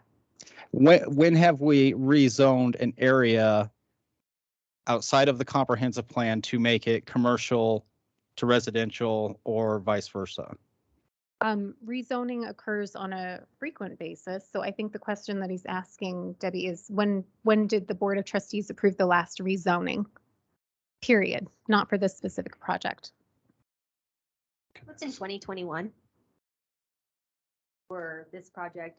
Or I can mention another project that happened at around the same time was this in Monument Junction actually happened at the same time for a rezone. When they did their sketch plan, and that was actually, the sketch plan was in 2020, I'm sorry. Okay. 2021, the preliminary PD site plan was approved. I guess I'm not asking it correctly. I'm sorry. Are you asking when it's been approved, consistent with the comprehensive plan? No, we rezone this to bring it consistent with the comprehensive plan. Correct, because it used to be Correct. industrial. Right. Yep. It was Regency Park PID, and the applicant rezoned to PUD to have a mixed-use development. So my question would be, other than rezoning to meet the comprehensive plan, what other rezoning have we done? And they all were, before that time with the previous code, it was required to rezone for certain zoning designations. So we're not just, I guess my point is, we're just not rezoning things because we want to rezone them. With our new land development code, it's harder to rezone to PUD because we have a lot of straight zones. And it's not a requirement to rezone from a certain zone district anymore. Okay, thank you. When we previously, we had a meeting, I want to say it was April or May, where we talked about bringing up additional standards and zoning. Which meeting now are we going to be discussing that again? Because that cap is one of the things that I've proposed that I would like to continue in this discussion. July 20th, was it? Nina, is that going to be July 20th that you're bringing that forward? I thought that was the 5th, but 5th? Okay. yeah. So 5th. So on the 5th, is that when will we have a workshop or will we propose? How will that work? Because we continue hearing, hey, let's try to limit the apartment. And I'm not saying that the board would vote that way, but in what mechanism is that going to happen? Well, I just say, hey, board, let's look at a multi-family cap, and then we discuss whether we move forward. Is that how we're doing all of these issues? I believe that I don't- that is only going to discuss industrial standards, and that is not for any kind of multifamily component. We were discussing residential and commercial prior to this. I want to say it was in May. We looked at changing the comprehensive plan. What's scheduled for the 5th only has to do with industrial standards, and it doesn't include anything for multifamily. So I suppose staff would need to receive direction from the board as a whole if there's a desire for us to do anything regarding multifamily. I thought we already did provide that direction at that meeting because we didn't just discuss industrial during that meeting. We discussed residential as well. Mr. Foreman, will you have staff look through meeting minutes and your own notes and let the board know what is planned for the 5th and if there was other discussion of residential? We will. Thank you. Okay, where were we?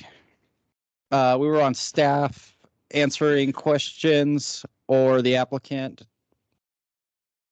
Was there anything else that the staff or the applicant would like to address? Don't have anything specific that we would like to address, but we're questions you may have. Okay. Further discussion from the board. I would like to say something here. So I'm just really confused because we're almost being reprimanded for having such high property value here and how that's a bad thing. And then one of the biggest pros for this and for projects similar seems to be how it's going to raise your property value. So, I mean, is it good or is it bad to have high property value? Because we just got it as a pro and as a con of why we should approve this, which Can you elaborate on that? How did we get that as a con? As a con in the very beginning of the presentation, mentioning why this is a need is because our median or average price is $750,000, and that is too high, I guess. And it's also a big pro for this, and having multifamily homes was pitched to us because it's going to actually potentially increase property value. I'm new to this, so to me that's confusing to have it as both a pro and a con. I think it was a con in the sense that it's the affordability for like the groups we were talking about. Your starting teacher, your starting firefighter, your starting police officer. It's a negative to have such high property values because they cannot get into those types of housing. I understand that, and then this is going to now, as we were told, most likely raise the property value of the surrounding single-family homes, making it that much harder, in theory, for people to get in a single-family home. I understood it as not harming property values, but I may have misheard. And I would like to add, this is sort of along the lines of what you're saying. This is, again, the second or third time that we've been told if we put more apartments in Monument, the staffing crisis is going to be solved. There's going to be places for our firefighters, our teachers, our Walgreens workers. I go all around the state all the time, and I see Starbucks closed off the interstate. I see Walgreens closed off the interstate. This is in Colorado Springs. This is in Denver. This is in Parker. This is in Castle Rock. The staffing crisis is not created by a lack of housing, especially not in Monument. So to say that putting more apartments here is going to solve our staffing crisis, I feel is misleading. If that were the case, then Walgreens and Starbucks in Colorado Springs would be perfectly staffed up, and they're not. And there are plenty of affordable places for people to live down there. Go ahead. I put the review criteria on the board for the Board of Trustees to all consider when discussing the items. You'll notice that the property values, whether increasing or decreasing, is not one of the criteria listed. I'll also remind the board that previously it was approved at the preliminary PUD that multifamily was an acceptable land use. Yes, thank you. I will reiterate that this is a quasi-judicial topic, and we are to adhere to what we are actually voting on. I do have another question. The renderings showed 3-story buildings, but there was an indication in the presentation that there were 2 height limits. One was at, was it 50 feet, and then the other one was another. Can we assume that all 8 buildings will be no higher than 3 stories, or will there be a building that exceeds that to the second step? So the two height zones that were referenced of 50 to 70 were set out in the preliminary plan and were within the area that requires us to be less than 50. So we have set the height with this development, and so as it will be approved at 48 feet, and that will be a 3-story building. And that's for all 8 buildings? That's the maximum. The Right. clubhouse will be Smaller. smaller. Yeah. Okay, thank you. Is there any other questions from the board or comments? Make a motion to approve. Point of order, Mr. Mayor, could you close public hearing? Yes, this closes our public hearing portion. And now I will look for a motion. Move to approve resolution number 42, 2022, a resolution approving a final plan unit development for Thompson Thrift Residential. Second. We have a motion, a second. Ms. Hogan, will you take roll? Trustee Shaning? No. Trustee LeKind? Yes. Trustee Romanella? Yes. Trustee Stevens? Yes. Trustee Ramos? No. Mayor Pro Tem Elliott? Yes. Mayor Wilson? Yes. That motion passes 5-2. Item 4B, Resolution 43, 2022, a resolution for final plat Village at Jackson Creek. Ms. Flynn.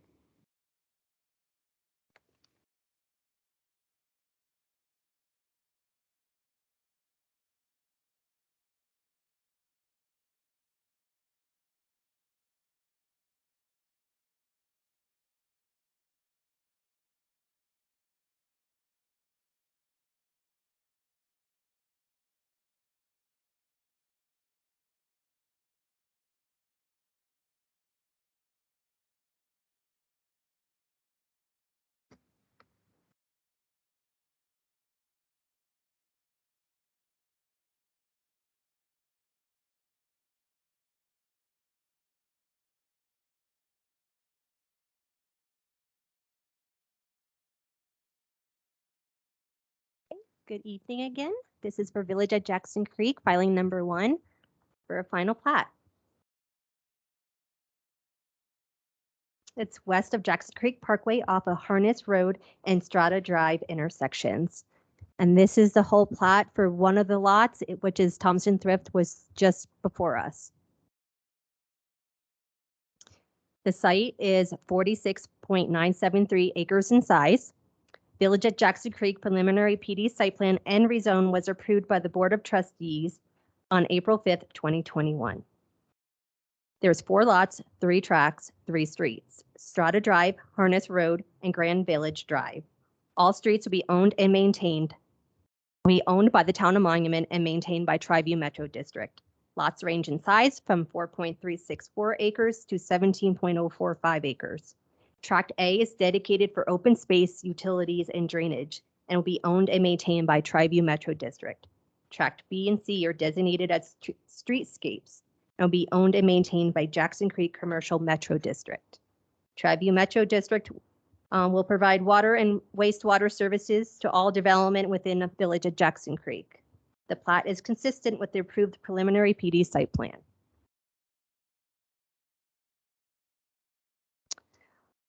For parkland dedication per ordinance number 199, which happened in 1999, an emergency ordinance authorizing the Town of Monument to enter into an amendment to the intergovernmental agreement, IGA, between the town and Triview Metro District.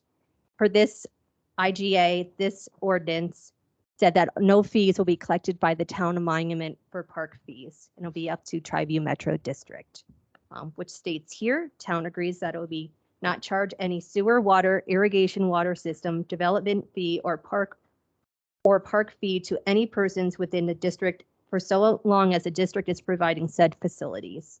In the event that the town constructs and operates such facilities because of the district's failure to refusal to do so, town may charge such fees. The Planning Commission voted 4-2 to recommend approval of the final plat for Village at Jackson Creek, filing number 1, and staff also approved Village at Jackson Creek, filing number 1, final plat based on the findings that the proposed final plat is in conformance with the review and approval criteria of a final plat as outlined in sections 1802-260C of the Town of Monuments Land Development Code, which was included in the packet. And the applicant is here Brett Benke with CSI to answer any questions that the board may have. So no presentation by the applicant? Okay. Questions from the board for for staff or the applicant?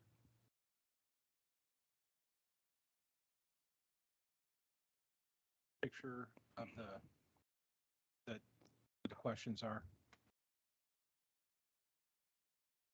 How many acres is lot 4? If it's 17 or something like that?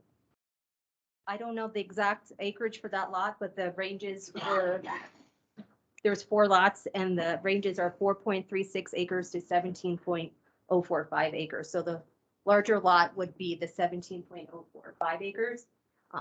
These lots could eventually come back and be subdivided out if need be, but these are the lots that we have here tonight.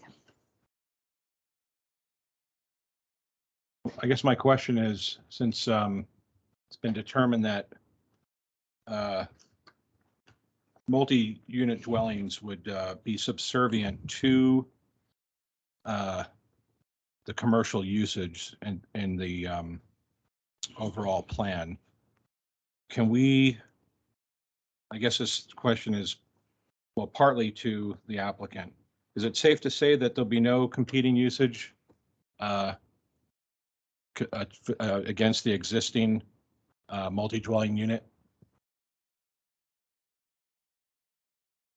I'd say it's unlikely.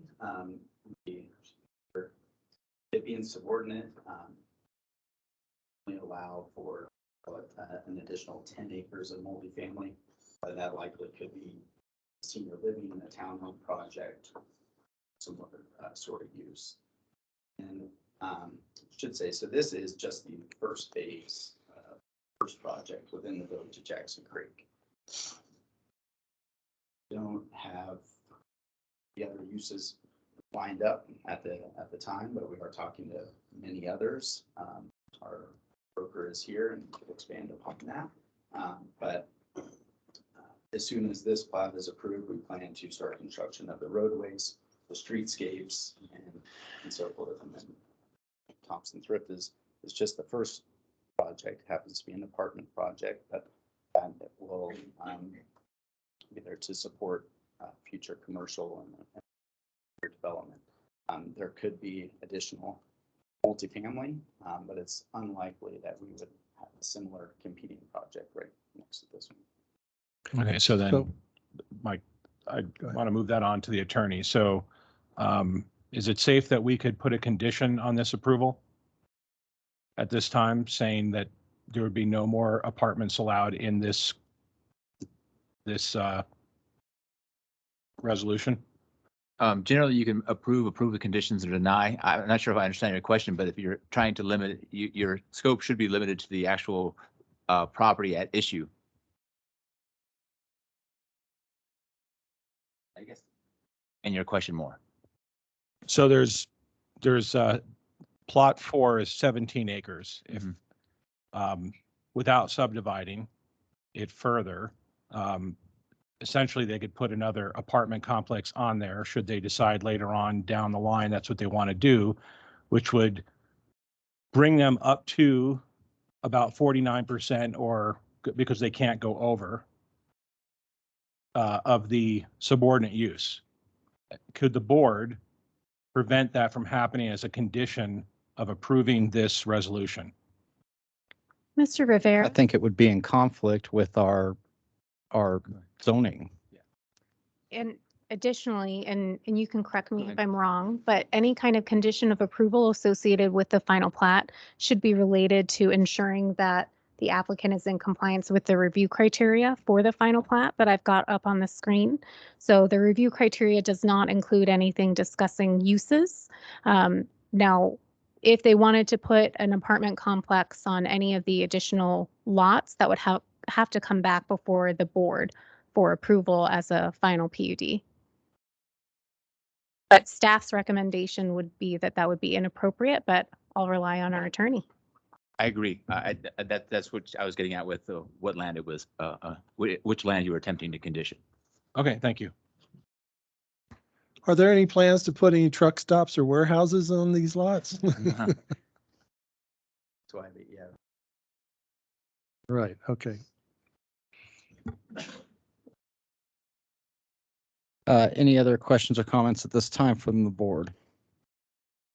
Okay, this is a public hearing item, so I'll open it up for public comments. Mr. Anderson, do we have anybody currently online that would like to make public comment? Okay, do we have anyone in person who would like to comment on this item for or against? Okay, I will leave the public comment portion open for momentarily and bring it back to the board if there is any further discussion. Seeing none, I'll close the public comment portion of this item and look for a motion from the board. I make a motion to approve public hearing.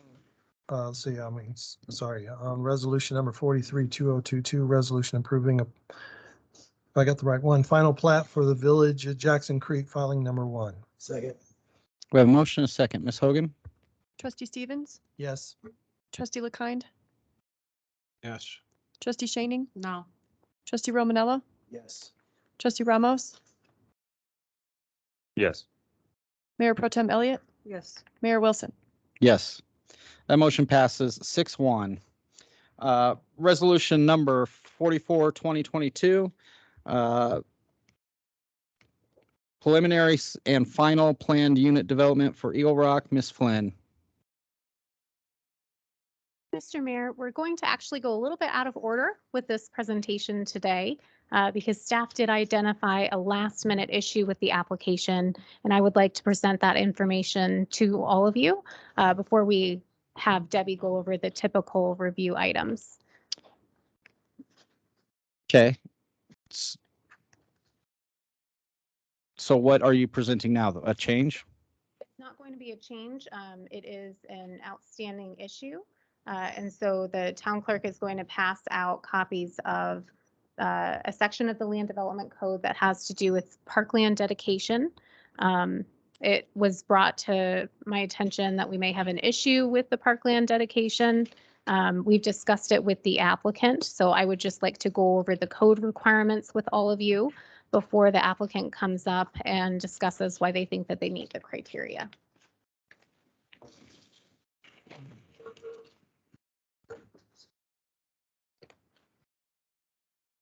So this is for the Eagle Rock Distribution Company preliminary plan and final PUD. The project is located adjacent to Terrazzo Drive and adjacent to Wood Carver Road as well. And it's also west of I-25.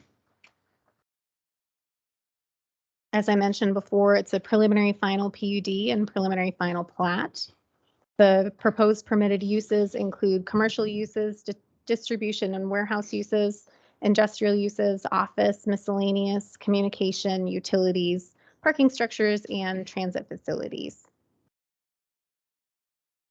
So what I would like to discuss with all of you before we get into the typical items that Debbie will cover, which is the overall project, has to do with parkland dedication. So within our land development code, section 18.02.330, as well as within Colorado state statute, it provides the Board of Trustees with the authority to collect either park fees or to require dedication of land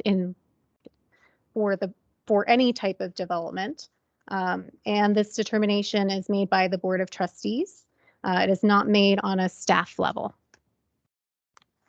I would like to note that this was not discussed at the Planning Commission hearing because staff was not aware that it was an issue, an outstanding issue. Then I'm just going to walk you through the code requirements. And I won't read the entire thing. You have copies, and I'll just point out specific sections. So under Section A, the amount, location, and nature of land interests to be dedicated shall be established prior to final subdivision plat approval. So that's what's being requested today. So this matter has to be determined prior to any kind of approval being issued. The land dedication or conveyance shall be made as a condition of final plat approval and shall be implemented in one of the following ways. And it gives several options that the town has, which includes either fees or dedication. Under the general requirements, I won't read everything, I'll just point out that the Board of Trustees, in consideration of the recommendation of the Planning Commission, which there wasn't a recommendation specific to this item to the Planning Commission, will determine the suitability of the land and improvements proposed for dedication and providing for the intended purpose of the dedication. So what that means is that just because an applicant proposes a dedication, it does not mean that the Board of Trustees has to accept that. The Board of Trustees has to review what's being proposed and determine if it meets the requirements and the needs. The location of dedication required shall be mutually agreed upon by the town and the applicant. Under improvements required, it outlines any land to be dedicated shall be improved by the applicant per the timetable specified at the time of subdivision approval, use as a park, open space, and or trails. So staff has interpreted that to be that it's not just an open grassy area that can be counted. It really needs to have improvements and it should be usable area. Under parkland standards, in the event that the applicant disagrees with the calculation provided by the town, the applicant may request continuation of the final plat review and fund an independent study under section 18.02.370. So if this matter can't be determined at this hearing, that would be an option for the applicant. So the Board of Trustees could choose to continue the item to allow them to prepare an independent study. I've also included the sections of the code that identifies that even in commercial or industrial areas, either parkland dedication or fees in lieu is required. Specifically, it's 0.05 acres for each gross acre of commercial or industrial area. It also goes on to say that such land shall be developed for active and or passive recreation use by employees or patrons of the development, such as picnic areas, plazas, or pavilions. In the drawing, and I'll go back to it before I close, but in the drawing, they do have a grassy area that I believe they think should count towards their open space area, but that is not an improved area. And again, remember that it's up to the Board of Trustees to determine if they think that that's adequate and if they think that that meets the requirement and intent of the code. Under evaluation considerations, factors to be used in evaluating the adequacy of the proposed park areas shall include, but are not limited to, the suitability of the land for active and passive recreation facilities. So there is an option within that same section of the code where the Board of Trustees could determine that they want to give them a credit for park and open space area. So that would be an option as well if you choose. So where private open space for park and recreational purposes is provided in a proposed subdivision, and such space is to be privately owned and maintained by the future residents of the subdivision, homeowners association, or special district for the mutual use and benefit of the residents, a portion of the land area not to exceed 50% of the land dedication requirements may be credited. So if you want to interpret that to say that they could be counted the same as residents or homeowners association, if they have a business association, for example, then they could get a 50% credit. But again, that still needs to be usable open space area. And it's up to you to make that determination on if you think it's usable open space park area. Okay. So this is where it provides you with the authority to charge fees in lieu. So the Board of Trustees shall require the applicant in lieu thereof to pay the town fees in lieu of land based upon the amount required in the land dedication calculated in section 18.02.330B. And then there is an additional requirement that the town could charge construction improvements Town staff is not proposing that at this time, so we're only proposing that the applicant would have to pay the fees for the land purchase. So that section that was just referred to would result in park fees in the amount of $97,255.62. So just in summary, it's up to the Board of Trustees to determine if the park and open space area is suitable and meets the purpose and intent of dedication, or if fees in lieu is more appropriate. You may consider a 50% credit if you believe that a 50% credit is warranted. So that would knock that $97,000 amount down. The Board of Trustees is to determine if the improvements and timetable for those improvements are also acceptable. I've already gone over those options, so I won't go over them again with you. What staff is recommending is that they have to pay the full fees. What's been submitted to staff does not depict that there's any kind of usable park area for the employees or for just general town residents. So staff doesn't believe that they meet the criteria that would allow them to get a 50% credit or that the area would be counted either. So let me just go back and show you that picture and then I'll turn it over to Debbie. And just to note, when you're making your motion, whatever that motion might be, because this wasn't specifically included in any previous packet, you would need to include what you're wanting to do with the park. So you can see in this slide here, there is this grassy area immediately adjacent to the property that the applicant has identified they would like to count as their open space area. I'm sure that they're going to be prepared today to discuss that further with you. So with that, I'll turn it over to Debbie. Okay, thank you.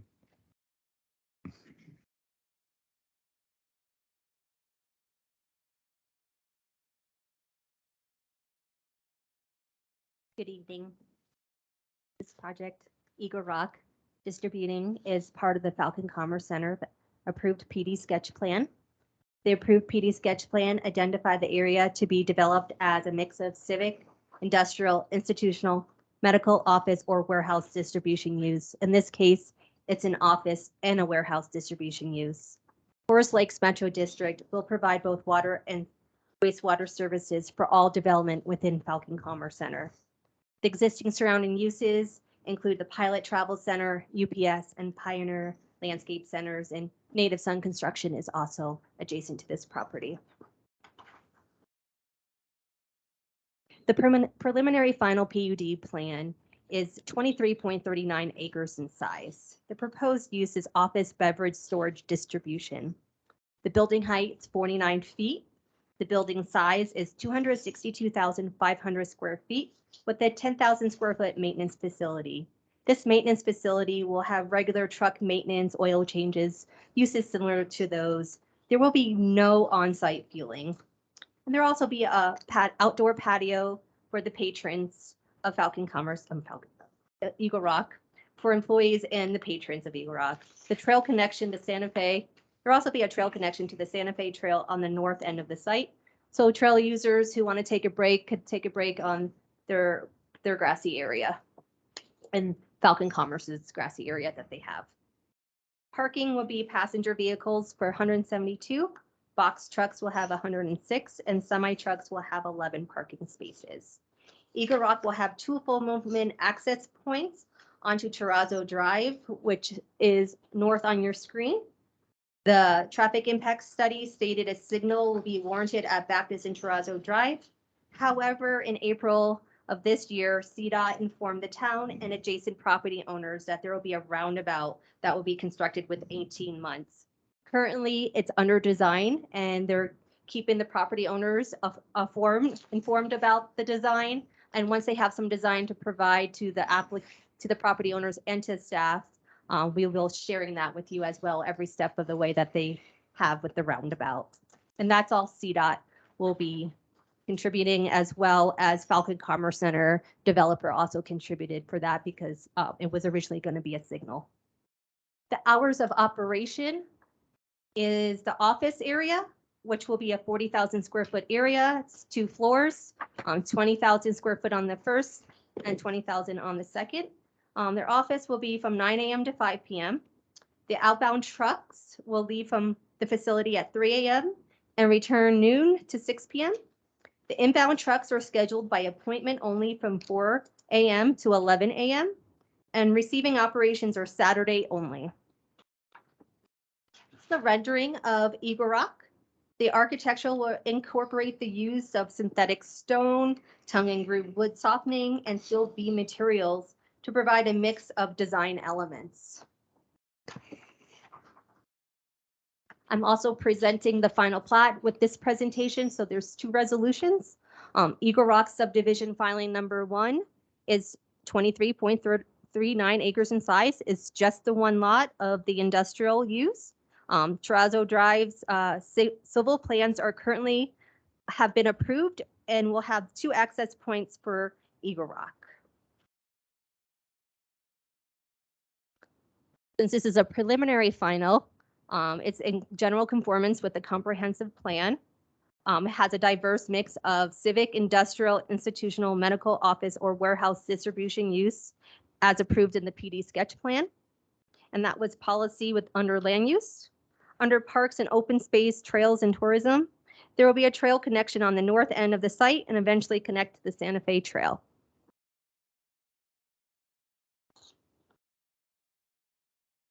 Under transportation, there will be Baptist and Terrazzo Drive will have an intersection that will be constructed as a roundabout.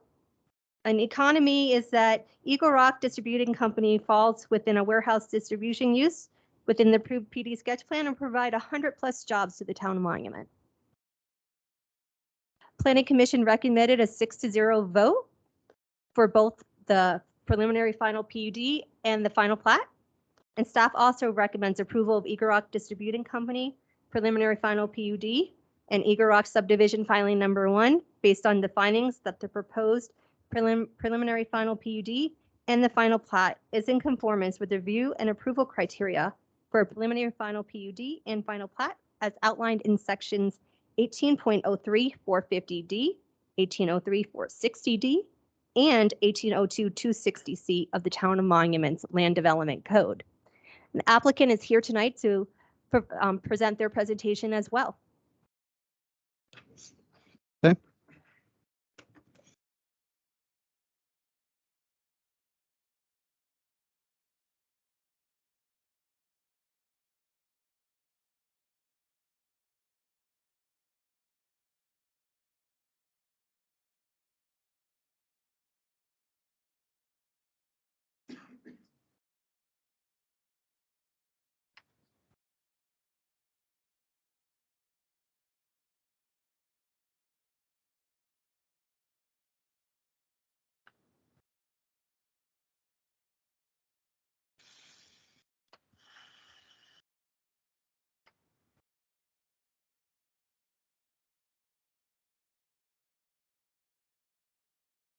Good evening, everyone. My name is Mike Economos. I'm one of the owners and the president of Eagle Rock Distributing Colorado. I appreciate your time tonight for letting us come up here and talk a little bit about who we are as a company, what our plans are for Colorado, and hopefully answer any questions that anybody has. So I'm gonna do things a slight bit different since we're new to town. I wanted to introduce who we were, again, what our plans are here in Monument, and have lots of support back here to answer hopefully any questions that you guys have. Okay, the agenda that we're going to review tonight is an introduction to who we are, the history of our company, why we're here in Colorado, what our plans are here over the next many years, the consolidation plan, which obviously is a big reason why we're here tonight, and the Monument headquarters and our community partnerships. So we are Eagle Rock Distributing. We are located, we have a location in Georgia and now as well as Colorado. We distribute beer, wine, spirits, and non-alcohol. Our vision, mission, values are pretty simply put. Our vision, we are dedicated to the people and the customers that we serve.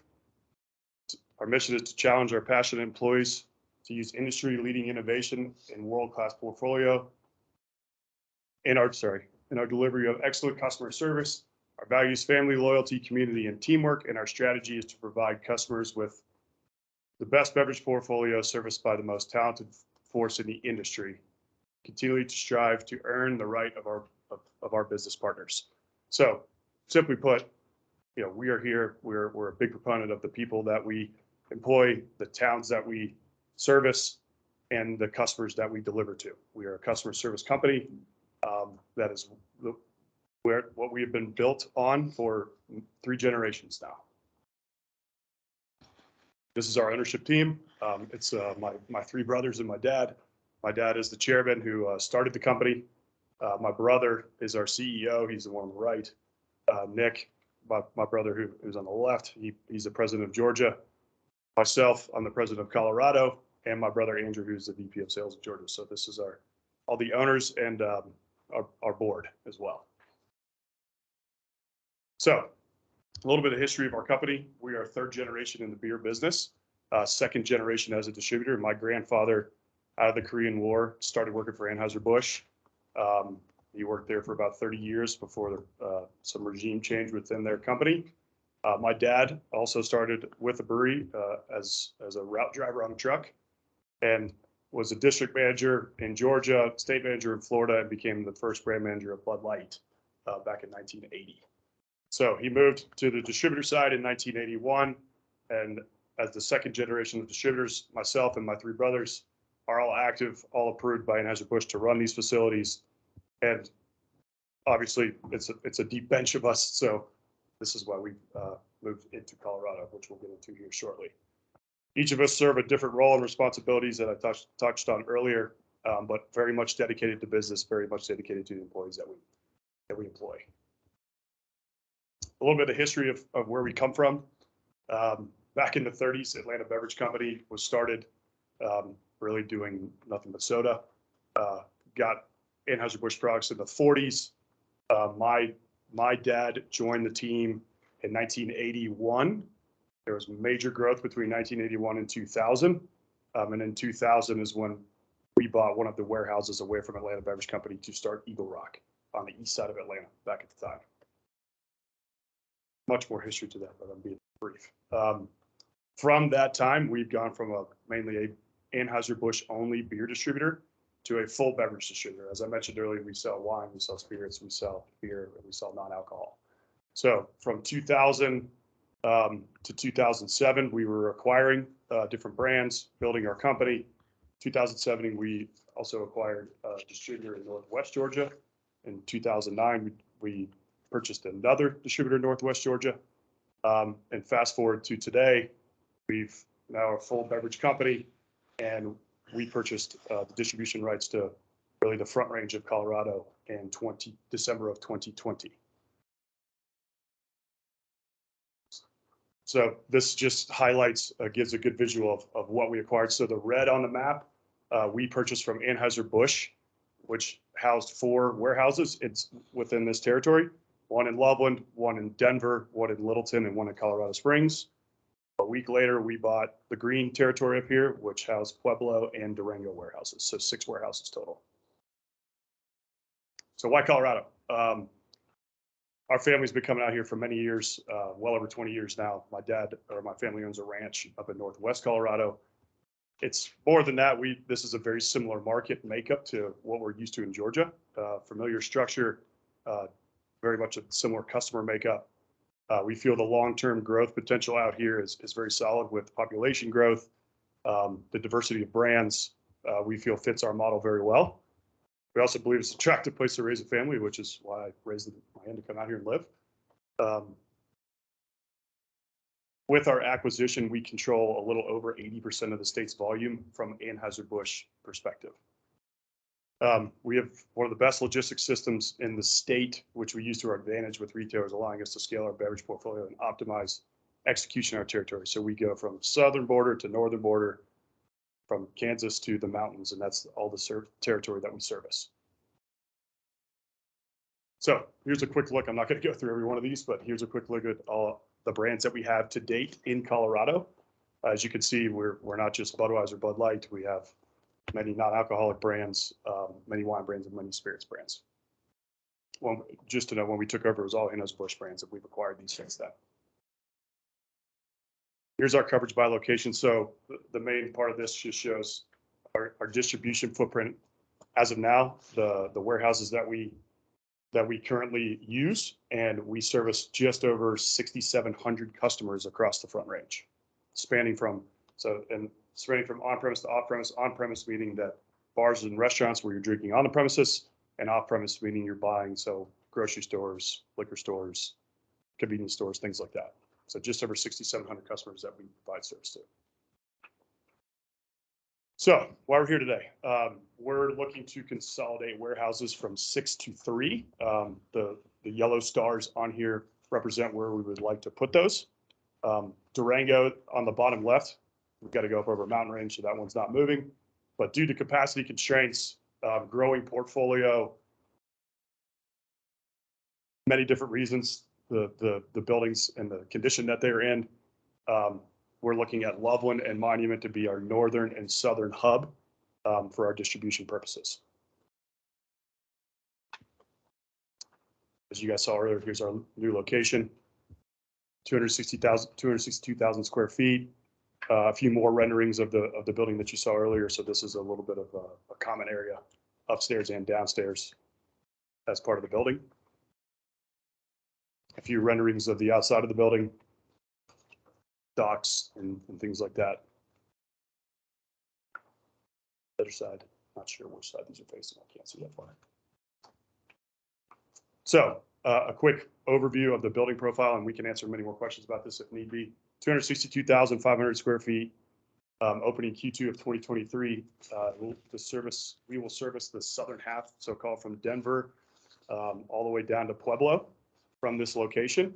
It's a 2-story office, the bottom half of Denver, I should say. It's a 2-story office, 45,000 square feet of office space. And we're, as was mentioned earlier, employment of over 100 employees with an average salary of $73,000 per employee. So, and then the bullet points below that is the economic impact that we see coming to Monument. A few of our sports partners that we currently deal with and sponsor. So we have anything from the Broncos, Avs, Nuggets, all the way down to Air Force and just about every college across the Front Range. So these are a few of our sports partners. So we put a lot of money into the community to support these partners. $7.5 million in this case across all these different platforms. And then we also do a lot of special event partners, which some represent charities and such things, and just local community events to the tune of $500,000. A lot of these are going on right now and right down the road. So, and this is just a small portion. We do upwards of 125 events already, and we just got here 18 months ago. We plan to continue to increase that as we go. And what you see on the right is a letter from the Gwinnett Chamber. We reside in Gwinnett County in Georgia, recommending who we are and our service within our communities. So that concludes my portion. Thank you for your time tonight, and I hope to, if I can't, this team will help answer any questions. Okay. Do we have any questions from or for staff or the applicant at this point? Well, I'll ask a question. First of all, thank you so much for being here. You guys seem just awesome. And $73,000 salary average, that just seems great. So thank you for paying your employees that. Why not just make that grassy area something more developed? Is there a reason why we're not wanting to do that? Call this team up. Awesome. Again, thanks for the presentation.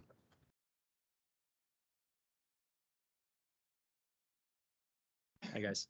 My name is Matthew Borner. I'm the architect with Ware Malcolm for this specific project. The main reason for not seeing that on the site plan is it wasn't a condition in the review criteria that was brought up when we went to Planning Commission. So we've talked about this internally with Eagle Rock. They do a lot of things to improve all the amenities on the property, namely the patio, which is already designed. But The open grass area could certainly be conditioned to have designated picnic areas, volleyball courts, even like other things that the patrons of Eagle Rock could utilize, as it would be mostly just their employees.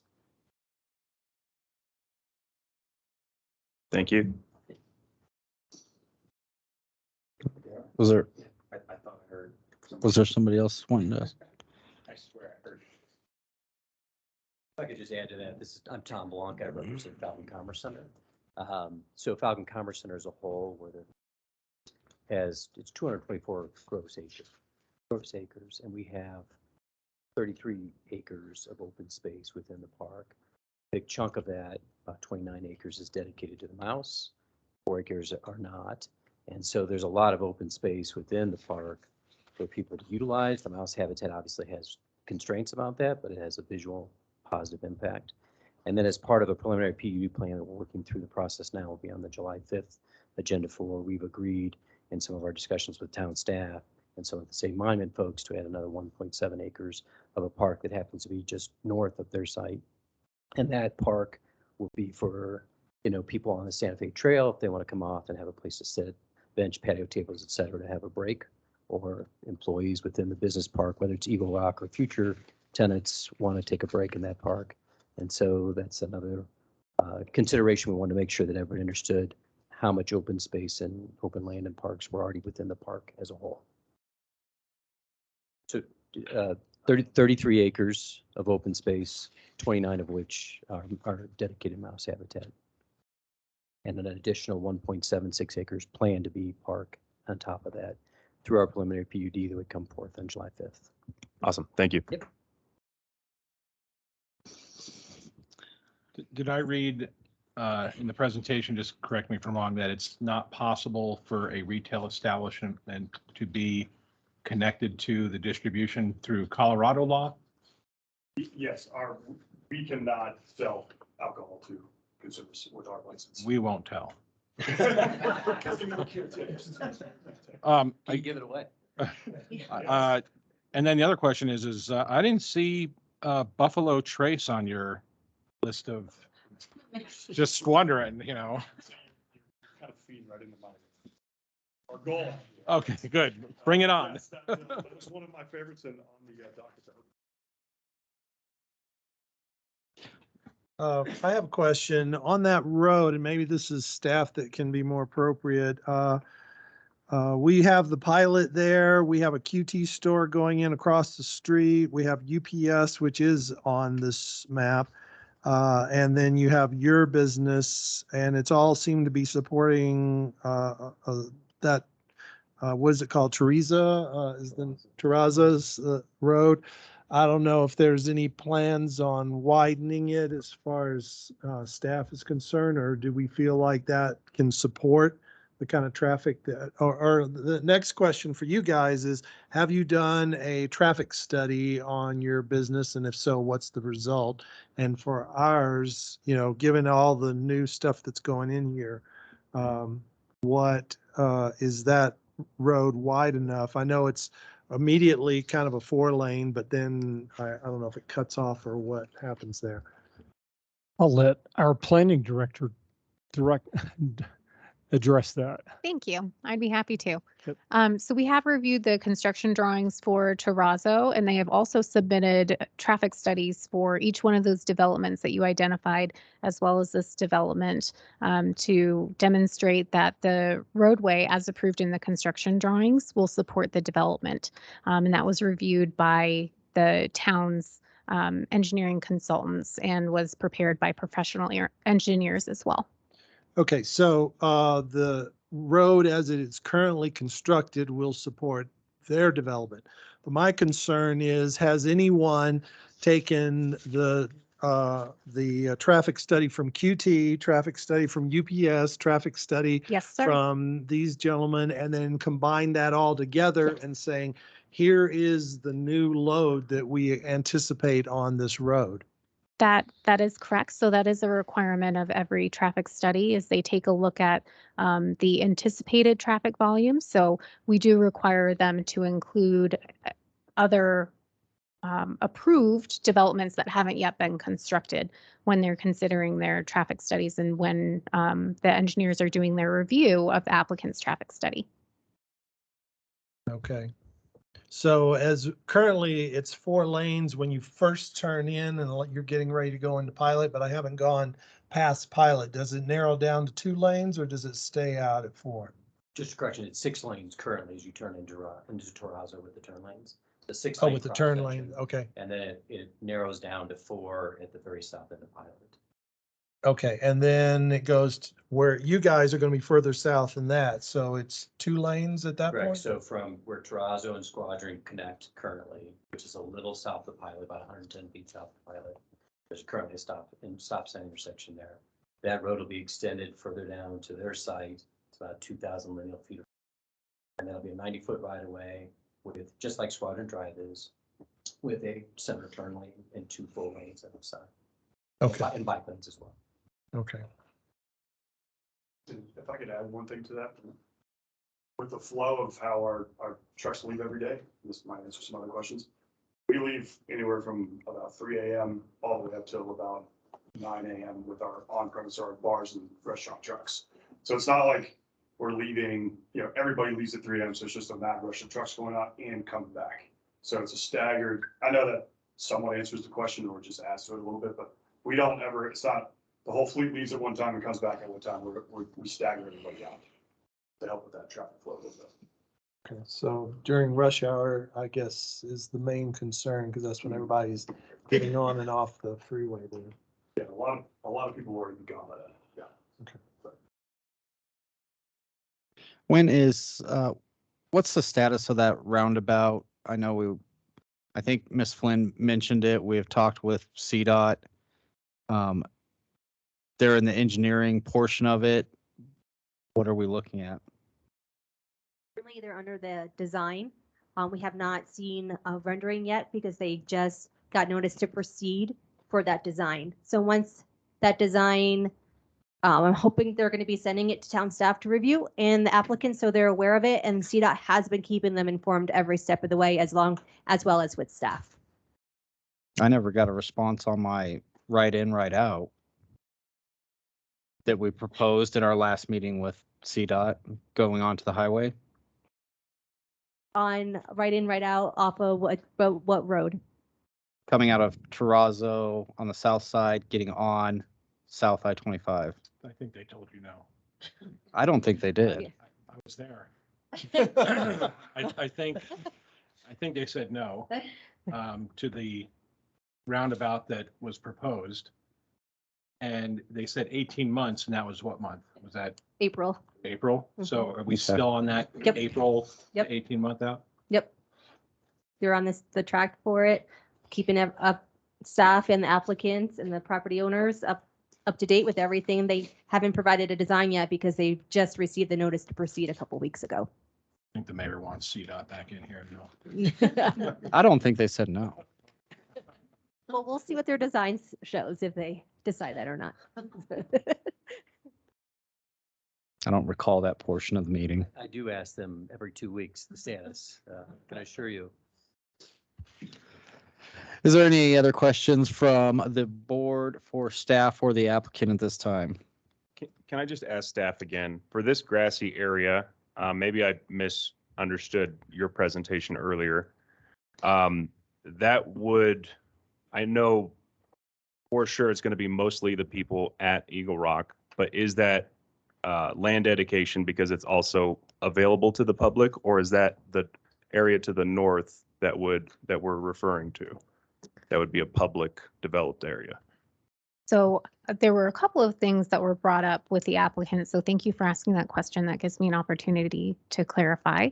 It was discussed that within the overall development, there is the potential for some park and open space area. To my knowledge, the Board of Trustees has not identified that they're willing to take that land. That land has mouse habitat. It's mostly unusable for the purposes of the park to utilize that area for park and open space area. So that would have to be a matter that would be brought to the Board of Trustees that you would have to determine if you're willing to take over that area and to maintain that area. If that is something that the Board of Trustees wishes to do, then there would have to be a formal agreement that's put in place that identifies that that park area satisfies the parkland dedication requirements for the entire development. So neither one of those things has happened. So because neither one of those things has happened, what you should consider today, unless you're wanting to postpone the approval or denial of this item today. So what you should only consider if you want to make a decision today is that grassy area that they've identified. And what I put up on the screen here is just a reminder. So what they would actually have to provide is 1.1695 acres. I'm not sure that that grassy area meets that requirement. It totals 1.2 acres actually. Of that single grassy area, it does? Okay, okay. So you would also have to take a look at the review criteria for the land dedication to determine if you think that it meets the criteria to be considered a public open space, essentially. So let me just go back, since you asked that question, if you'll let me go back to one of the previous slides for that 50% credit. Okay. So they could receive a 50% credit. That is an option, but there's specific criteria that has to be met. So that's items 1 through 4, that such open space, park, or recreation purposes is perpetually protected and maintained by enforceable instruments duly recorded in the public records of El Paso County, and maintenance of the land is adequately provided by written agreement. The applicant can provide information on if that's their intent, and we could add conditions of approval if that's determined. The proposed land area is reasonably usable for park and recreation purposes. In staff's perspective, just a grassy area isn't traditionally used for recreation unless it's a sports field. That the facilities proposed for the land area are in substantial accordance with the provisions of this regulation and are approved by the board. That the facilities proposed conform to and are and or complement the town's comprehensive plan and parks, trails, and open space master plan. Staff doesn't see this grassy area as being complementary either. So staff's recommendation, it's ultimately up to the Board of Trustees on if you want to give them the 50% credit or not, but staff doesn't feel as though they meet this criteria. Thank you very much for explaining that.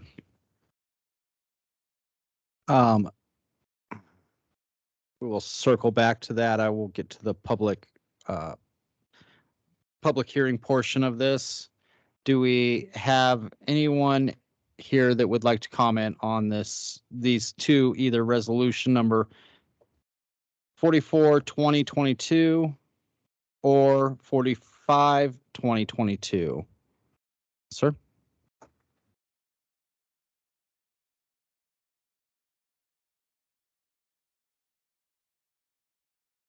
So my name is Johan Moem.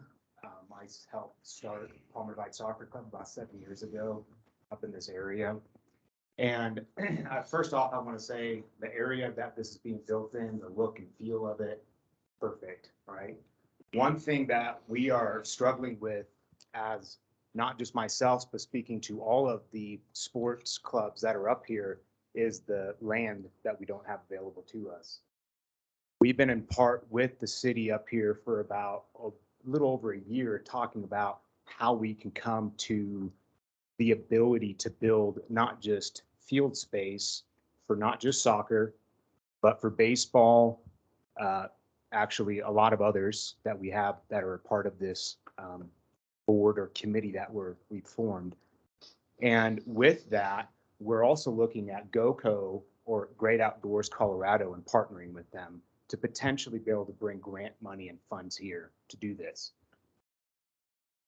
The one thing that I would say to this, have nothing against the development. I think it's a great space, great area. However, this sort of funding, in my opinion, if we don't collect on this sort of funding, we cannot start funding our parks and space that we want to have here in this community. We are currently looking at 4 areas, and we're even looking at creating a sports authority to be able to fulfill this need and the lack, I guess, in this community. And one would be a sports complex, Another one would be a senior center. Another one would be upkeeping the current parks or making them nicer, and then connected trails, connecting all the way from Fox Run all the way into Palmer Lake and so on in Santa Fe. So I will say this funding from a bottom line perspective and the ability that a company like yours brings to this area, when you fund something like that, you almost have to view it as funding nonprofits in the area. And if you don't view it like that and you say this is just a fee that stinks that you have to pay, that's not how we view it as citizens in this community. And to be honest with you, heading up, I'm speaking on about 400 families that Palmer Divide Soccer Club currently serves here in this greater Tri-Lakes area. And as we grow as a community, we looked at the apartment complex coming in, that field space, the ability to attain that and develop and build that out is going to go away. And part of this sort of funding cannot just do that, but we can also help fund a master plan that needs to be updated. I think, Mike, it's been since 1999 or when was the last time? 2003, the old one was put in place. So it's very outdated, and it's going to cost about $150,000 to get a master plan or an updated plan development put in place to be able to pull this thing off by next year. So from speaking on behalf of all of the youth sports up here, I see that number and I say, yeah, that's a big number.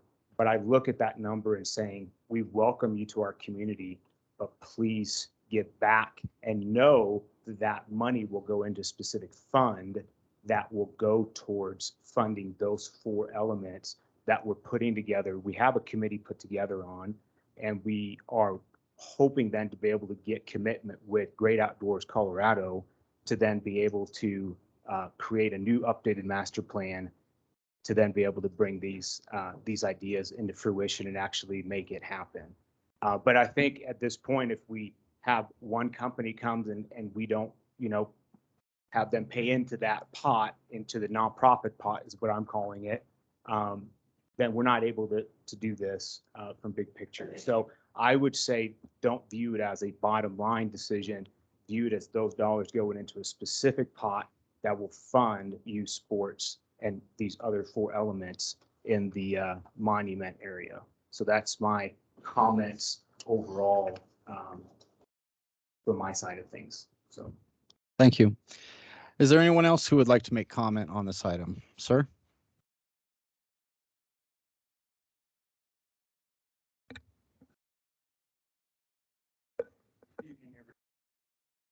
Free, and I usually come up when there's a traffic concern.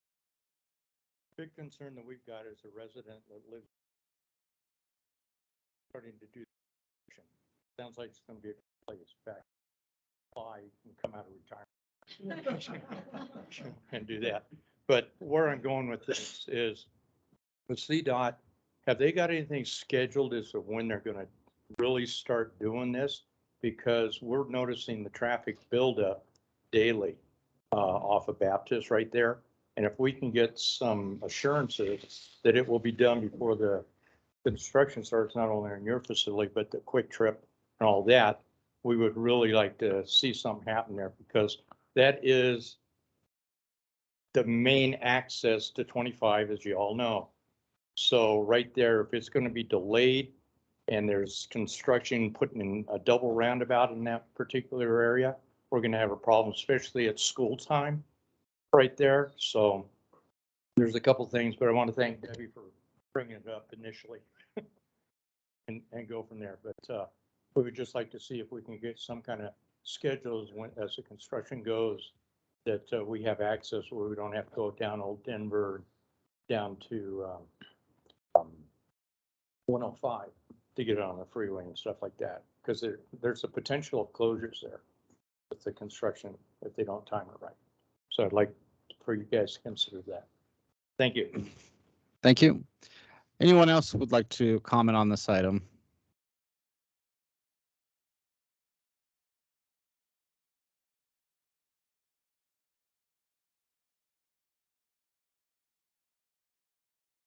I'm Steve King, and I would also agree heartedly with for the sports flexes or whatever we can do, and maybe one day there's an Eagle Rock Sports Complex. Thank you, Steve. You'll get the bill later, Mike. So, just to give a little history on this. So Tom Blanc met with us, and this is on the overall project, met with us at Save Monument over several meetings. And I would just like to say that a lot went on there, and I don't get into all the details, but because of the fact that he was willing to cap some of the industrial uses and reallocated some commercial spaces and reduced the multifamily sites. And this building had a reduction in semi-trailer spaces. And they also explained to us better how the traffic would work on this, which was a big concern with our group. And the location of the facility being pretty far away from the interstate, the fact that it's a family-owned business and they have a track record of community involvement with high-paying jobs and a pretty good design of the facility.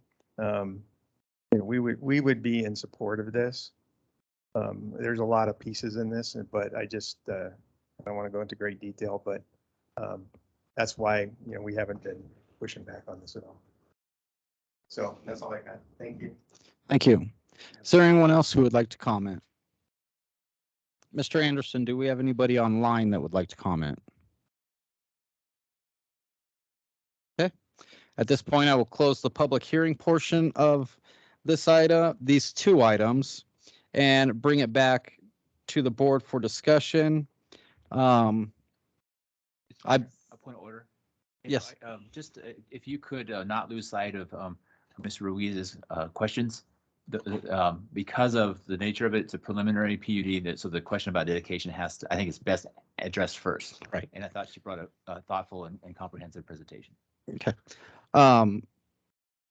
In regards to the dedication of land, I do not feel that the land proposed is sufficient. And if the board were to agree with me on that, would that be part of resolution 2022? Or would that be, or excuse me, 44 2022? Or would that be part of 45 2022? 45 2022, it should come with the final plat. Okay. Further discussion of the dedication of land or payment in lieu of from the board?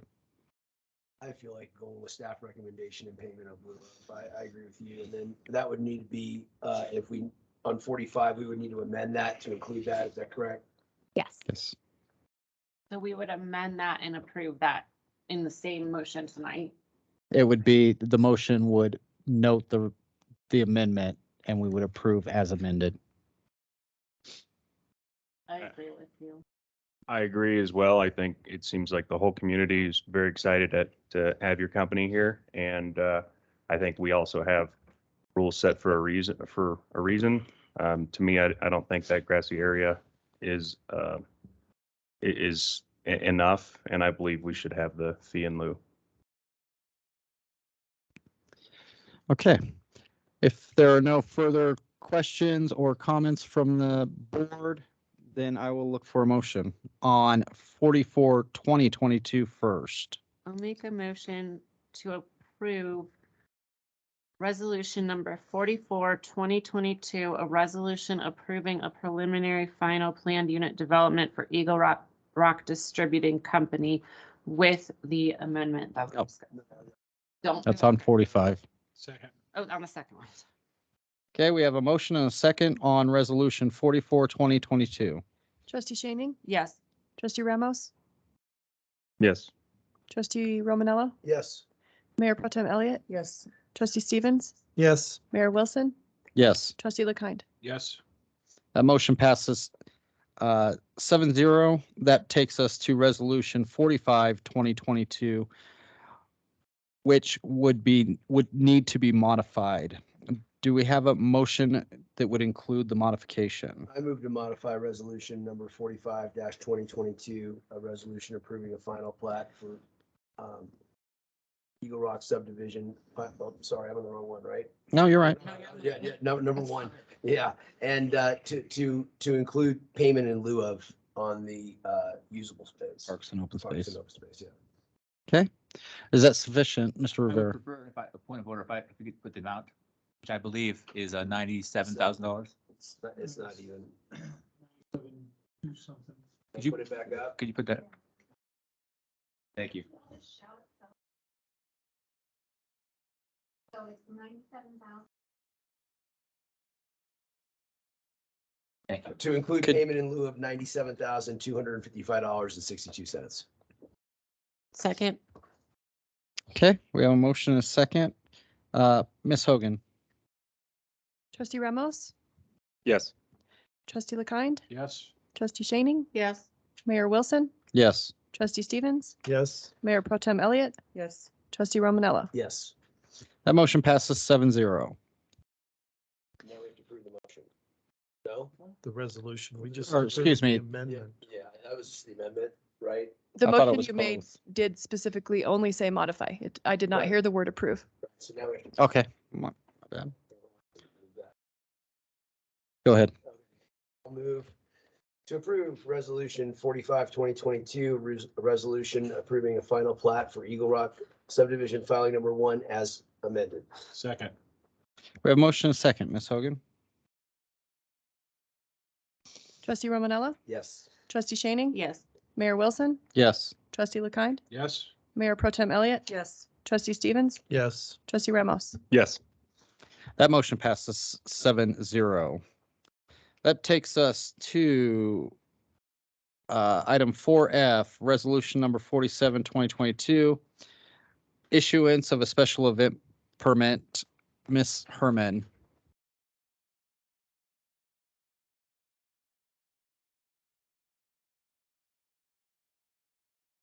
Good evening. I'm Portia Herman, Communication and Events Specialist. I'm presenting a special event application for your approval today, Resolution 47-2022, the Tri-Lakes Cruisers Benefit Car Show. The town has received an application from the Tri-Lakes Cruisers Car Club to hold their annual benefit car show. The application has been reviewed by the appropriate departments. And this event requires the Board of Trustees to approve due to the anticipated attendance of over 1,000 people. The applicant from Tri-Lakes Car Club is here to answer any questions you might have. Okay, questions from the board?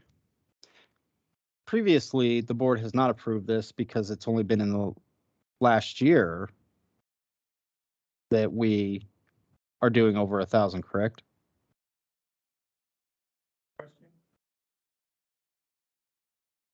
It's gone back and forth over the years, but they've been having this car show for a number of years. Right. I just was clarifying the approval process Correct. There was a number of years where it was approved just by staff administratively. Okay. Questions from the board? So why is it coming to the board now when in the past it was approved by staff? Is it because of the size of the We event? made it so that over a certain size event, the board needs to approve it. Okay. Where's the event being held?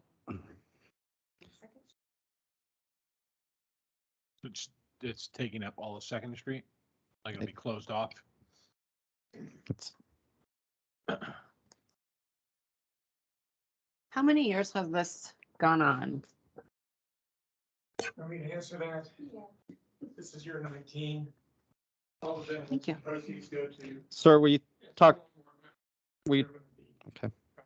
Was past chairman of the Tri-Lakes Cruisers Car Club and prepared the document that you're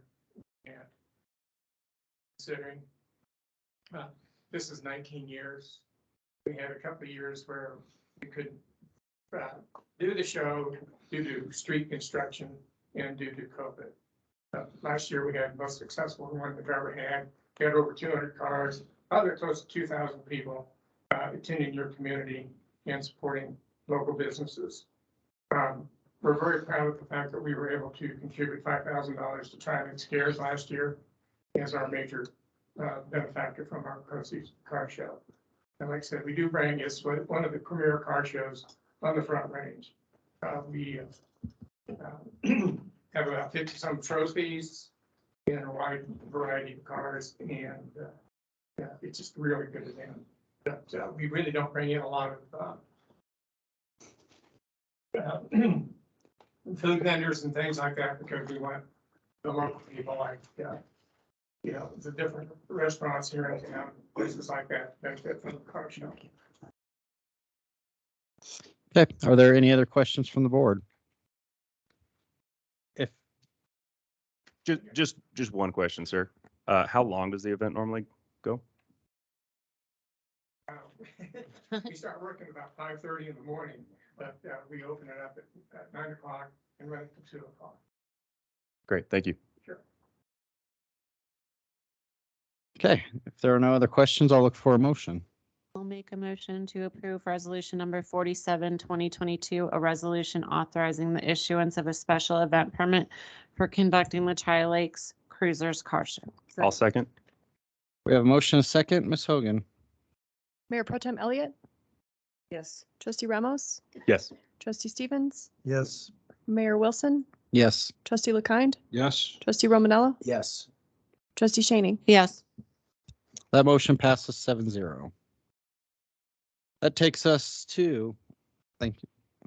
That takes us to resolution number 51, 2022, and MOU between the State of Colorado Energy Office and the Town of Monument. Ms. Vanden Hook.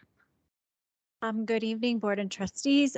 This is a resolution for a memorandum of understanding with the State Energy Office that would allow us to receive technical assistance and coaching from the Energy Office in order to enter into an energy audit with energy providers.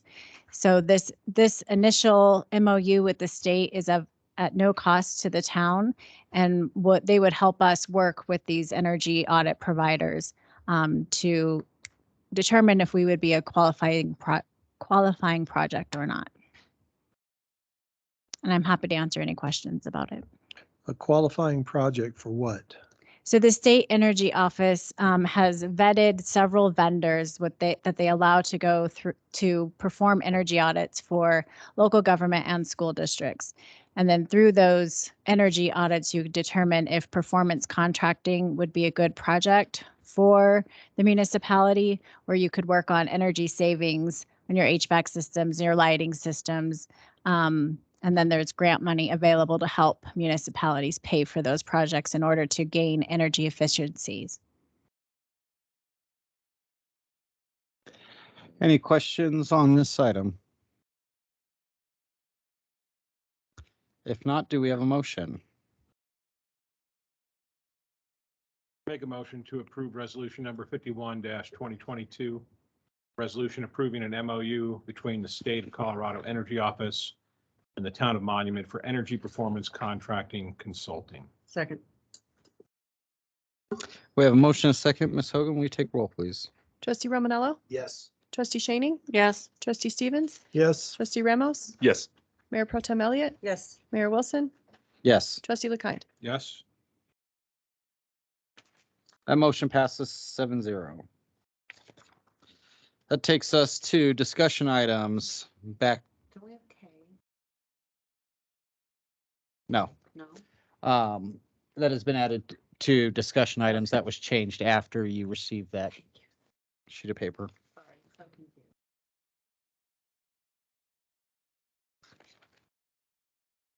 So it'll be 5B. Okay. Lake use permits.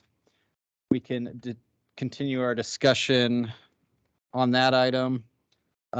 Recommendations from the board. It seemed like we had two options. One was continue minimal permitting, as in only a couple, and the other seemed, this I'm speaking from my opinion of the conversation, the other was no permitting. So would anybody like to make a comment? Did staff have anything to add from our opening workshop. No, I don't have anything to Okay. add. Yeah, I think we need to continue to do permitting because that allows us to regulate and have businesses work during off hours. So I think it should be on a first come, first served basis. So we don't have to get in the middle of deciding what we, whether, picking winners and losers and who gets to come and who doesn't. It's just a first come, first served basis. And as I mentioned, the staff should have the discretion to decide what the peak hours are, and then we should be able to set the business efforts to, or the business traffic, so to speak, to come in after off in the off hours. So I agree with Trustee Stevens. I don't believe our current permitting even covers staff's time to look at the schedule. So we're only talking about 2 businesses, so $500. How much staff time does $500 get us, Mr. Foreman?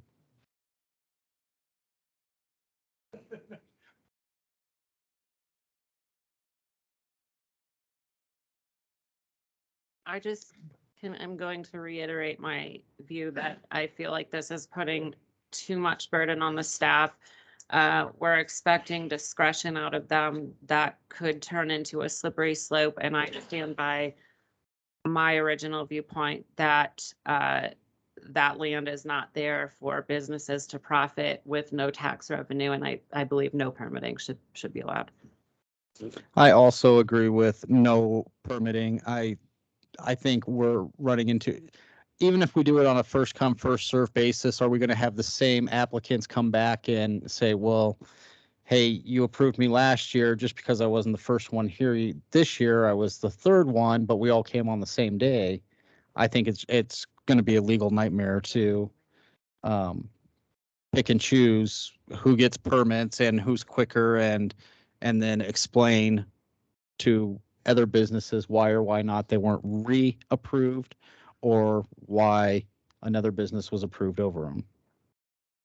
I think it sounds good to say, well, we could, have them come during non-peak hours and so on and so forth, and we can approve things on a first come, first served basis. But I agree with Mayor Wilson that this is going to could turn into a legal nightmare, and I see zero benefit from late use permits. I continue to believe we should permit. It is a very good point of how much it would cost staff. So kind of retracting from what I said earlier, I think maybe we set a standard now and then we only revisit it in terms of peak hours when we have to. I don't think it needs to be a mandatory pay staff to review it every single year. I don't know if that would relieve the financial burden, but I continue to say we should allow the permits. I agree. If I could just make a comment on Trustee Ramos's comment. Staff would have to issue the permit every single year, so we would have to review it. But keep in mind, it's not only staff to review the permit, it's also staff to enforce the permit. So you'd be looking at our code enforcement officers that would have to spend time ensuring that the rules were being followed. So just as a consideration. But are the code enforcement officers not out at the lake anyway to making sure that people are quote unquote behaving and there's no, inappropriate activity going on? So the new concept with adding this second code enforcement officer is that we expanded the coverage to Saturdays. So they're out in the community 6 days a week now, routinely. So they're out and about. They are. Now, if we just give direction on hours now, I think it would be a lot simpler, and then just revisit it once a year, seasonally, or whatever we need to do if we're gonna do it that way. Does anyone from staff know how many people are currently operating out there without a permit? Mayor, to my knowledge, we've received no complaints and we have no on-view type of enforcement to date. Now, I can't tell you our code enforcement officer has been in school, but primarily we've received no complaints to date. But we don't know whether or not it's going on because Bob could be teaching the next 3 friends next to him how to fish for a fee, right? That's correct.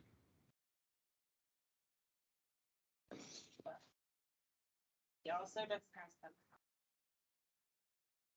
we amend the have to amend just the lake or all we can. Yeah. So to answer your question, in order to make this change, I'm sorry. In order to make this change, we would have to modify the ordinance, and we could modify the ordinance to basically limit this change to just the lake permit. So we would be modifying an existing ordinance and then have to come back every year and reevaluate peak hours and have the staff do that and have, I think this is just so detrimental to the staff and for the residents. That's just my opinion. Can the code enforcement officer help out with the data collection intermittently when he's at the lake? As far as people, cars, boats, etc.? Yeah, we could monitor it probably for volume more than anything, but to the mayor's point, we wouldn't necessarily know, what they were doing out there. And if we did modify the ordinance, we would do that in a later meeting, correct? Because that would take a vote. Yeah, we would have to do it. We could do it as early as July 5th, and it would be a fairly small modification. It would be something along the lines of changing the section. Let me find the section, the temporary use section, speaking to mobile vendors and basically say something like, unless otherwise provided in this code, a mobile vendor cannot operate in public areas. And the mobile vendor piece is intended to stop, basically prevent anybody from being a mobile vendor on any public right of way. So we're creating a carve out that's limited just to the lake use. But then that brings another issue. What if the next year, the first person to apply with a permit is something very cumbersome at the lake?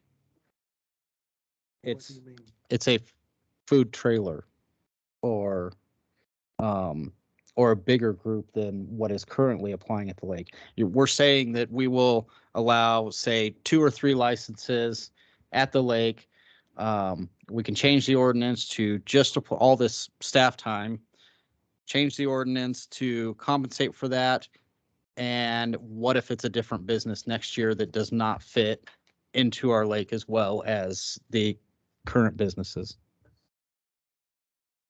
There would be one idea that you could make preferential permits for recreation aquatic type businesses that would suit the lake versus businesses that didn't suit the lake.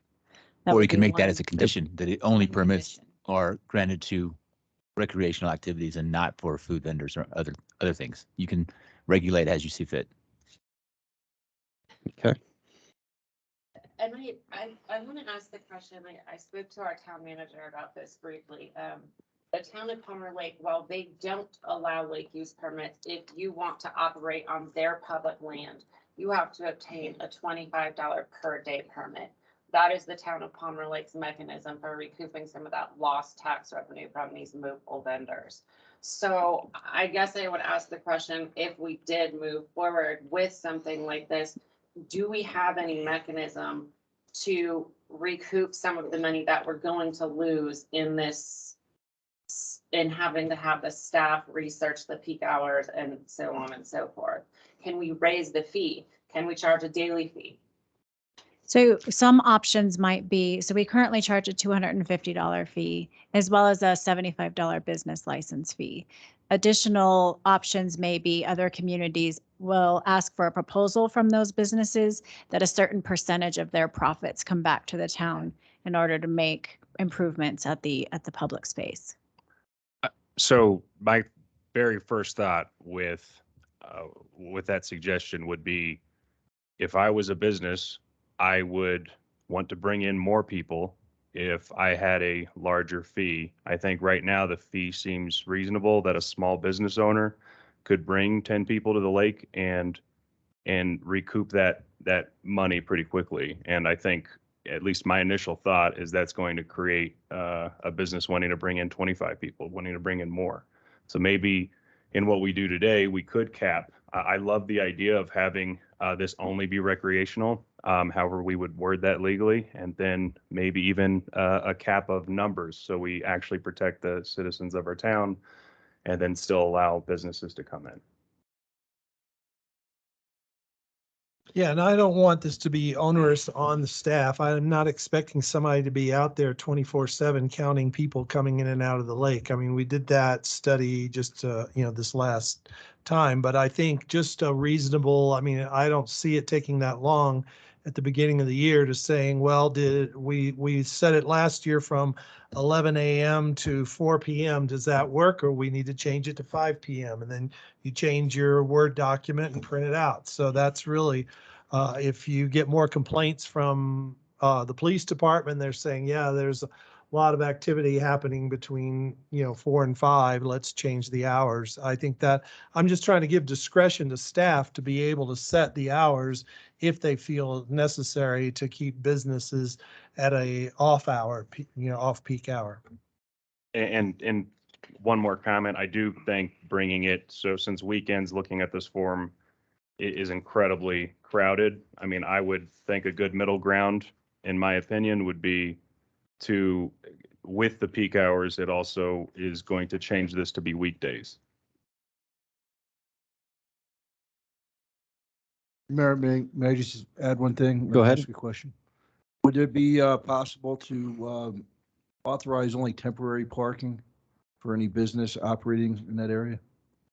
Maybe to Joe, have them move their vehicles to overflow as part of the condition. Any regulation that's reasonably related to limiting the occupancy of the use is fine. So that means we just write it up if that's something the board is interested in. So, Mr. Rivera, I would have brought that up earlier, but I had thought in our application that was created 2017, I thought it was actually on there that vendors had to be in overflow parking, but maybe I saw that wrong. I will defer to you. I looked at that application, but I don't recall that point. What do you say, Madeline? No, we don't recall that being as part of the rules, but we could add that to it. Yeah. Okay. How would that be enforced? Oh, no, it's just. Again, to go back to complaint or to go back to us just being familiar with the vendors, or it could go back to commercial markings on their vehicles. That'd be one thing if we saw the same vehicle operating for business purposes, and they weren't temporarily parked, for example, loading and unloading, paddle boards or kayaks, whatever they have. It would now give us the teeth to either ticket them or go back and ask for their permit to be pulled. But you wouldn't be able to do that for Joe Schmo that's down there with a rack of 6 paddle boards on his truck.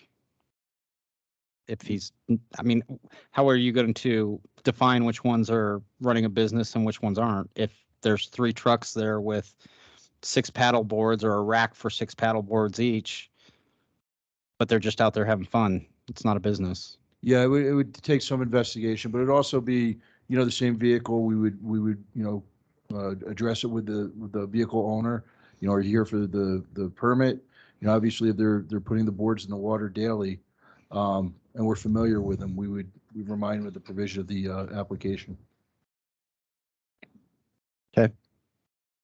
And it could be something that we could write in verbiage that if they agree to that during their permit process, and if not, then maybe there's some language that says they won't be permitted. They'll be not allowed to be permitted again if they break the rules that they're signing.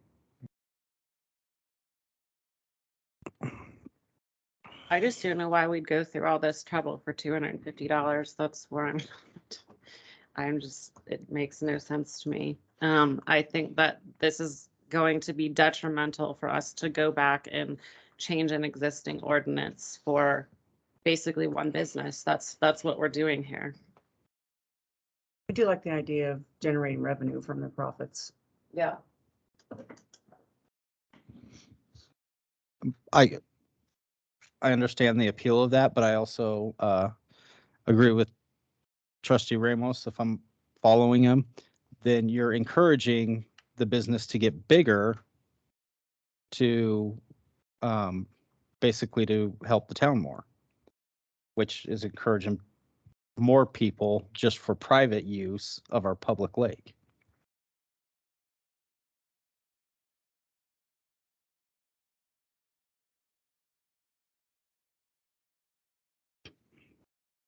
Okay.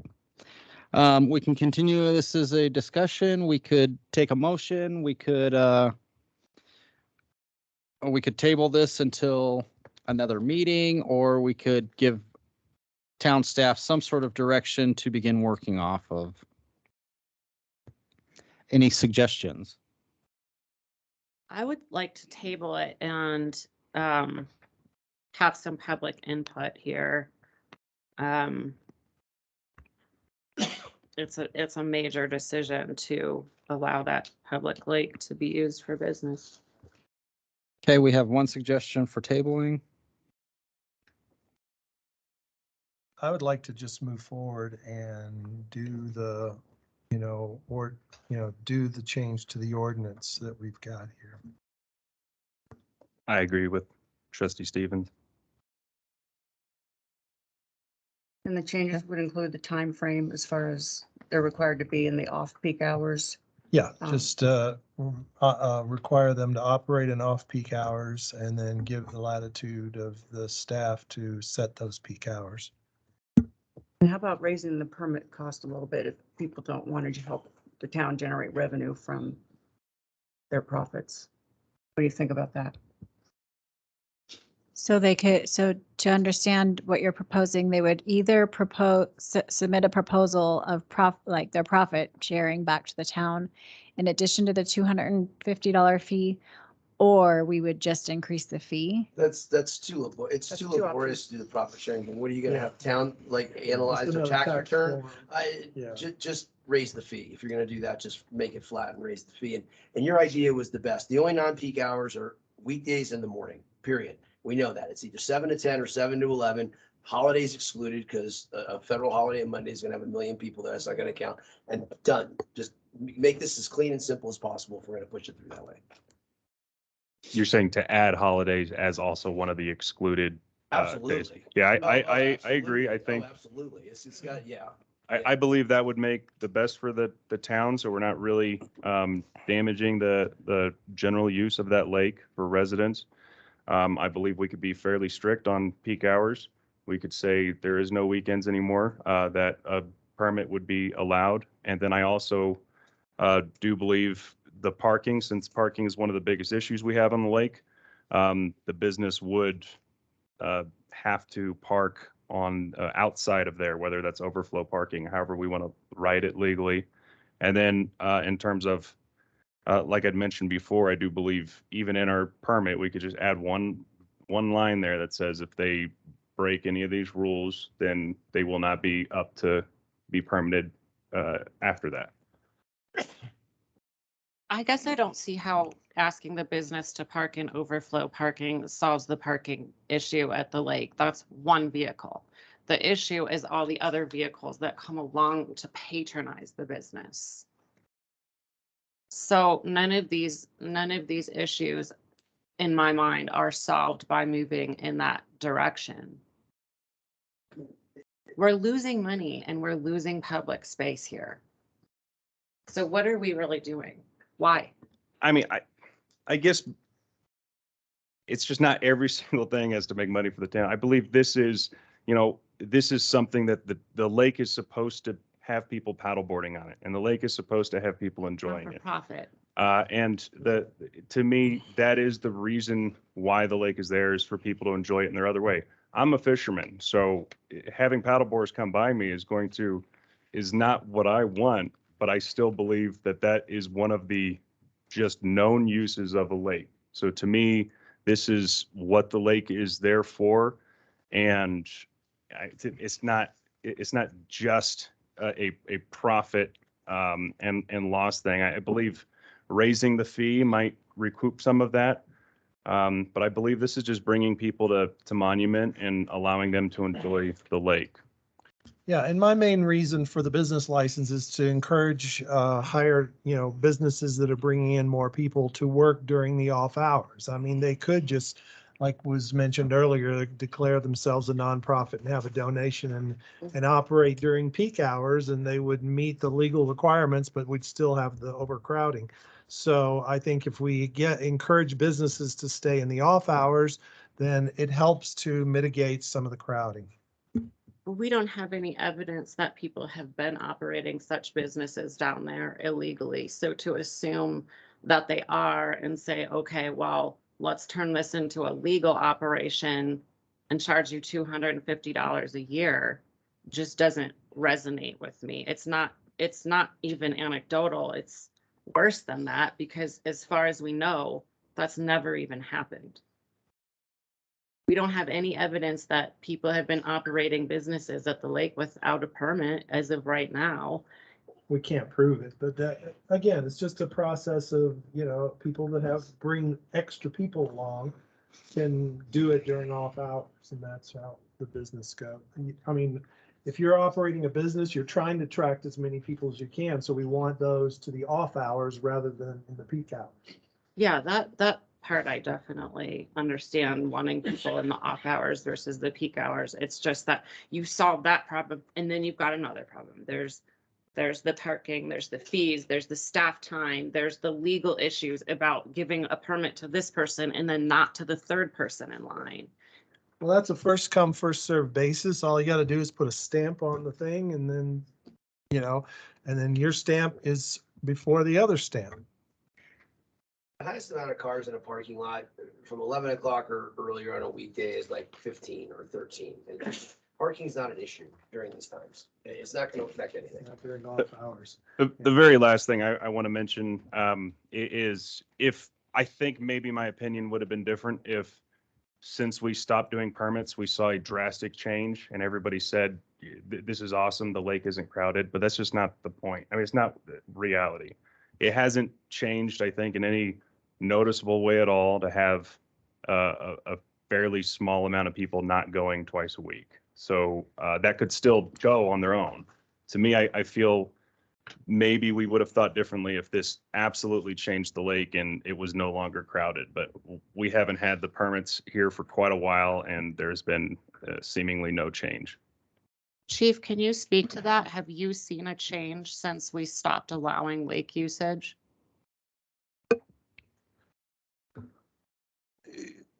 Honestly, I can't, because I think last year may have been an anomaly because of COVID, and a lot of people weren't allowed to go anywhere. We didn't enforce COVID like some of the other jurisdictions did, especially outside. So people felt pretty comfortable, so it was packed. The one thing with the parking that I was concerned about is when you get to the boat ramp, there's very limited boat ramp parking. And if, just envisioning a truck with maybe a small trailer, and now you have an angler or two that want to put a small something in the lake.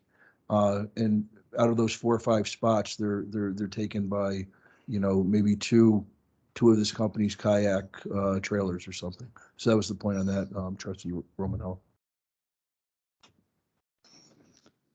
If Mr. Foreman, Ms. Vandenhoek, if a board member was to make a motion to allow permits, do you guys feel you've received enough information here to begin developing that? Yes, we do.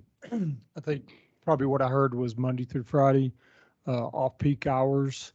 Probably look at raising the permit fees so that we're not trying to make a profit, but we're trying to recover the cost of having staff out there, and then moving forward with choosing who the vendors would be. Okay. If I feel we could discuss this for quite a while, or continue for quite a while, but if somebody would like to make a motion to allow mobile business permits at the lake, we could move forward with this meeting. Say a question first. Yes. So I'm so sorry. So someone makes a motion to approve the lake use permits, but we still have to, in the next meeting, vote to amend the ordinance. Both of those things have to happen, right? Correct. So This is like kickoff. it seems like the wrong order, but You're, okay. you're giving direction to the town manager. Bring it back to you.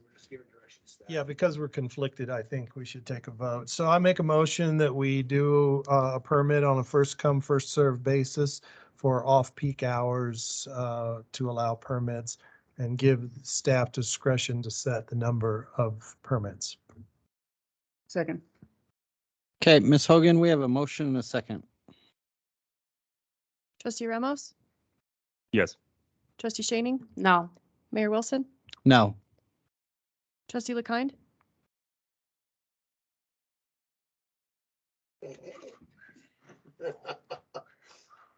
Yes. Mayor Pro Tem Elliott? Yes. Trustee Stevens? Yes. Trustee Romanella? Yes. That motion passes 5-2. Okay, that takes us to item 5B, board discussion on and potential approval of financial assurance required by El Paso County. Mr. Foreman, will this be your item? Yes, sir.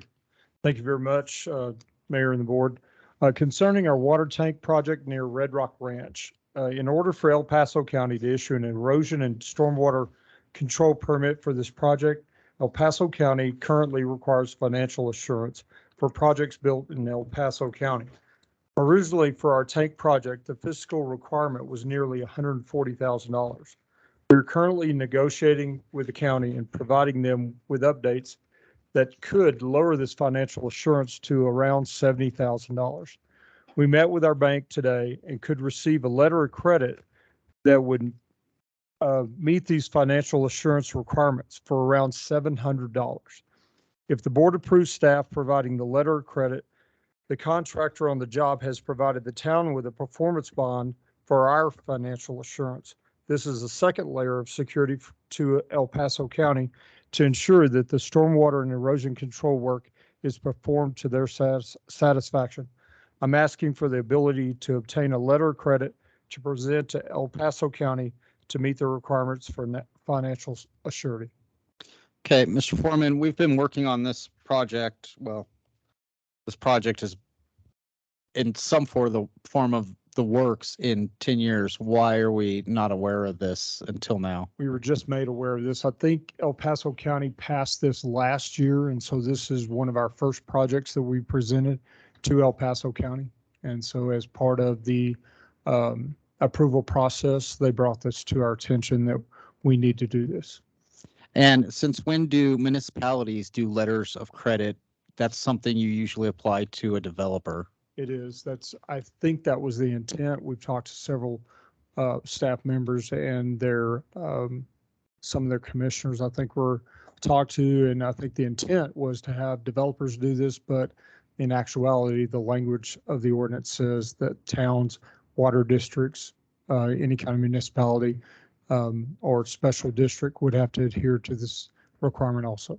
Okay. I will say that I did call 3 of our commissioners and complained about this. I think this is ridiculous to basically guard yourself against bankruptcy for an entity that is not allowed to go bankrupt. Yes. As we are a statutory community. Right. So do we have a clear understanding in writing as to what these requirements are, or can they make up at the last minute and say, oh, gee, you don't? We have it right here. We have Okay. it all in front of us. Tom's been reviewing it. Nina's been working on this since she was a past employee with the county and was involved in this. And so we are definitely aware of everything we need to do to be able to adhere to this.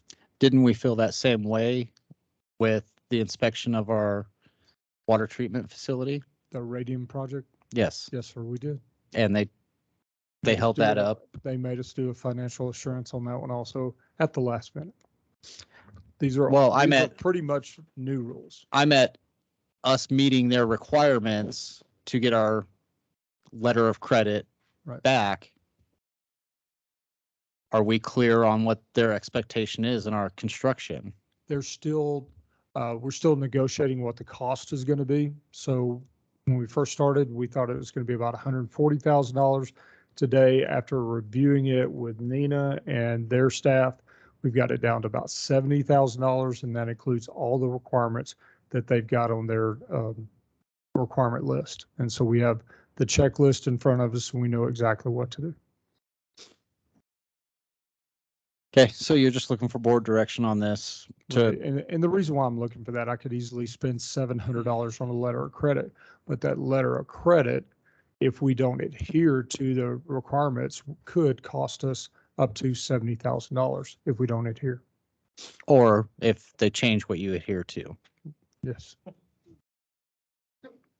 So I didn't want to get into an issue to where I might be spending $70,000 in 2 years without So- board approval. Is there any way to make sure, I mean, have they signed off on that list, or is that something they reserve the right to change down the road, so to speak?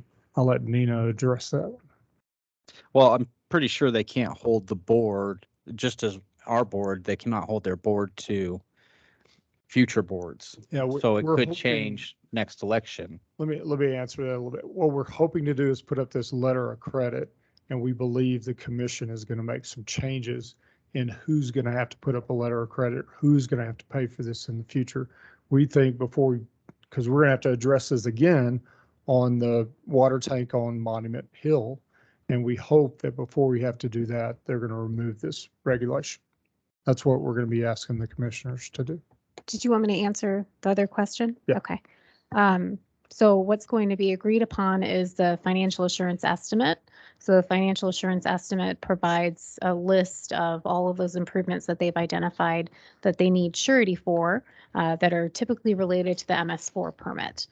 So that's what was discussed today, and we have a verbal that it'll be okay, and that it can be reduced down to that 70, but until our contractor submits and they officially sign, that's why Mike is indicating we're not quite sure at this point because they haven't officially signed. And then for the question about the money being released, that's related to the construction drawings that will also be approved. So as long as the town has completed all of the improvements that are identified within those construction drawings that will be approved, then there's no reason why the money wouldn't be released back. One thing that we're still getting clarification on is sometimes the county requires a warranty period of 2 years for where a portion of that financial assurance is held in warranty to ensure that all of the improvements were done correctly and that they're not going to have issues that they're going to have to take over later on. So that's something that we're not 100% sure on yet, but that would be included within the final financial assurance estimate. And so if there's 0 listed in that financial assurance estimate under the warranty, then the agreement would be that they wouldn't keep any warranty and they would release all of the money. Okay. Currently, this is holding up our permit for. It is. Okay. Mr. Mayor, could I add one more thing? The reason why you're seeing this as far at the county level is because the 2.5 acre lot where we're building this tank is within the county's jurisdiction. Even though the town owns a lot, we're putting up a public infrastructure project, the county maintains control over that. The same thing is going to occur like the town manager mentioned on the Monument Hill tank, again, because that's outside our town boundary. It's within the county's control. So we expect a very similar situation unless the county commissioners change the rules before that permit comes up. But this is fairly new to us. I know developers deal with this all the time, but because we're the controlling interest in that project, we're having to deal with this particular permit. Okay. Does anyone on the board have an issue with Mr. Foreman pursuing a letter of credit at this time? Okay. No, sir. Mr. Foreman, you have your direction. All right. Thank you very much. Okay, that takes us to public comments. Would anybody like to make public comments for items not on the agenda? You're limited to 3 minutes, ma'am. Go ahead.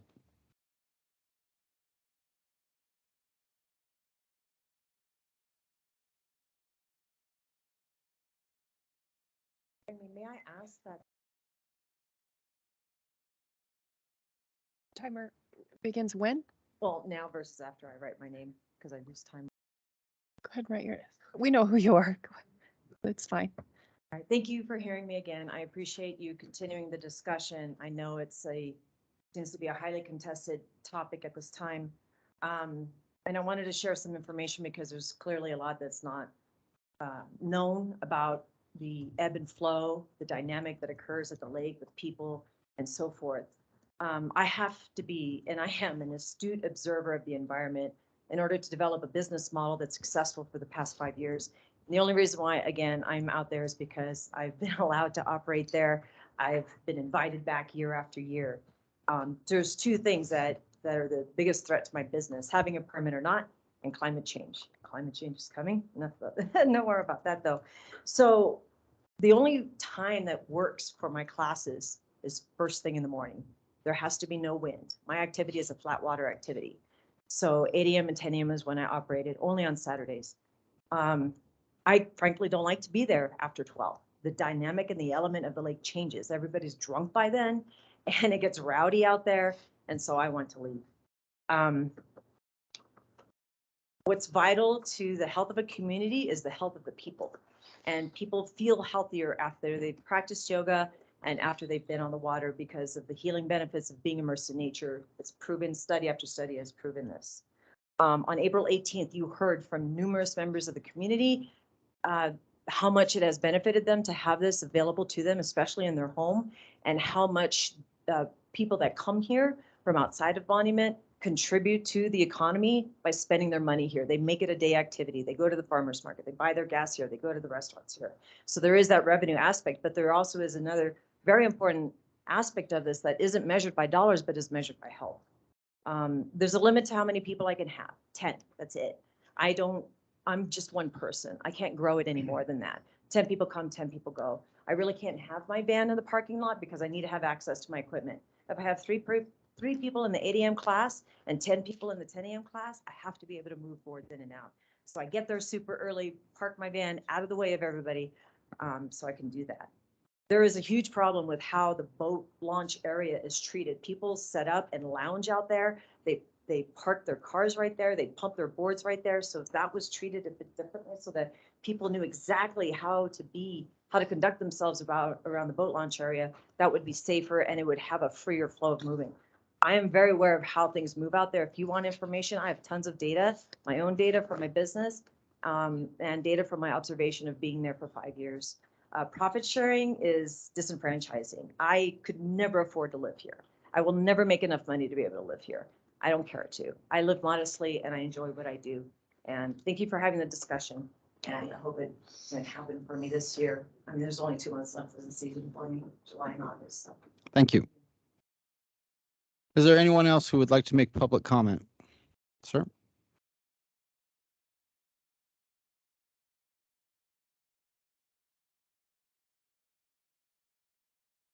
Again, my name is Fred Free, and good evening. Taking the time to listen. I just want to read something I wrote down from the May 16th meeting. At the last trustees meeting on May 16th, there were several resolutions presented. One of them being Resolution 39, 2022, which was to address amendment number 2 on the new 2 million gallon tank project and the associated pipe project. During the presentation, it was revealed that the original cost projections was somewhere in the neighborhood of 650,000, and that was going to fall far short. And the new projection will add an additional 350K, give or take. In addition to the higher costs, it was also brought to the board's attention that some projects slated would be cut or put on hold because of that disclosure. Some board members started to ask questions, but instead of getting answers, a motion was made to move forward on the resolution, which was moved, second, and carried with a 6-0 vote. With that being said, why was action taken for approval before finding out which projects would be affected? And number 2, are there any grants or programs, either the state or federal level, that can be utilized to offset the high cost to the community? Thank you. Thank you. Are there any other comments from the public? Mr. Anderson, do we have anyone online wishing to speak? Okay. That takes us to board authorization items. Staff has no board authorization items at this point. I have one authorization item for the board. I have been asked to officiate a wedding. Does anybody disapprove of that happening As mayor? as mayor? So the reason I bring this up is the Colorado state law is very, very interesting, very loose. I asked Mr. Rivera what he thought, if we should bring a resolution. He said it is not. He felt that this was sufficient, would just be a verbal resolution. I have a question. Yes. Are you officiating, you're officiating as mayor? Are you also an ordained minister, or No. can mayors in Colorado officiate weddings? Mayor, judge, mayor, the statute actually says public official. She has to do it when she was state rep. I didn't realize that. Are there? Learn something every- I have no objections to that. Congratulations, Mr. Mayor. Family friend. Is there any other board authorization items that anybody else has? Okay, that takes us to Board of Trustee comments. Do we have any Board of Trustee comments? Let me just take a quick moment. As you guys know, I'm currently been appointed from the town of Monument to the Colorado, El Paso Board of Health. And so I wanted to pass on just a few report items which came along, which I find very helpful. We meet on a monthly basis. So if you have a child that is short on infant formula, I don't know what the stores are like here, but they gave a website, healthychildren.org. From the American Pediatrics Association, where you can do some substitution. So I thought I'd pass along that. Also, the second biggest health issue in El Paso County is opioid and fentanyl. So if you've had surgery or if you've been in a car accident and your doctor is weaning you off the painkillers, do not go to the street to buy some opioids. What we're finding is that opioids are now, one of the gentlemen said when he was in the military, they did a military action with the federales, the military, and there was another group, DEA, and they raided a place in Mexico, and they were taking heroin and blending it with fentanyl. So they're saying now that fentanyl, which is, 1 gram can kill you. Fentanyl is now laced with any type of opioid, which is what a painkiller is. So if you're tempted because you don't feel, please work it out with your doctor, because it's likely, even marijuana now is being laced with fentanyl. So those, please tell your friends about those things. So also on a COVID update, they said, it just reassured me that the decision we made a couple of years ago to not close down was the right decision, because the high risk areas that are still active, where COVID-19 is still active, is where they did the most lockdowns. So I found that very interesting. And finally, the last thing I want to pass along to you is monkeypox. And everybody has freaked out about monkeypox. And they said, don't freak out, because it's an old disease, not like COVID-19 that's new. It's an old disease. They know how to treat it. It's fairly rare, and it's kind of kin to chickenpox. So it's not deadly. But anyway, I thought that was very interesting. And a lot of people have said, oh my God, monkeypox. So don't panic. It's they have a treatment for it. So We need to order new masks. I was worried. A lot of people, off of COVID, a lot of people get freaked out. It's a rare disease, and that's why, I guess the press just put it out there because they would get more clicks or something. It's not a respiratory borne illness. It's transmitted like HIV. Yeah. Okay. Any other comments at this time? I have one comment to hopefully clarify, and I believe this board understands it. When we have projects upcoming that where funding gets cut, our projects are in a sense malleable. can possibly get grant funding. So it's not always known what projects would be cut in a certain situation, but it all depends on what money becomes available and what projects are most necessary. Sure. Okay. And if there's no more comments, do we have a motion to adjourn? I'll make a motion to adjourn. All in favor? Aye. We are adjourned.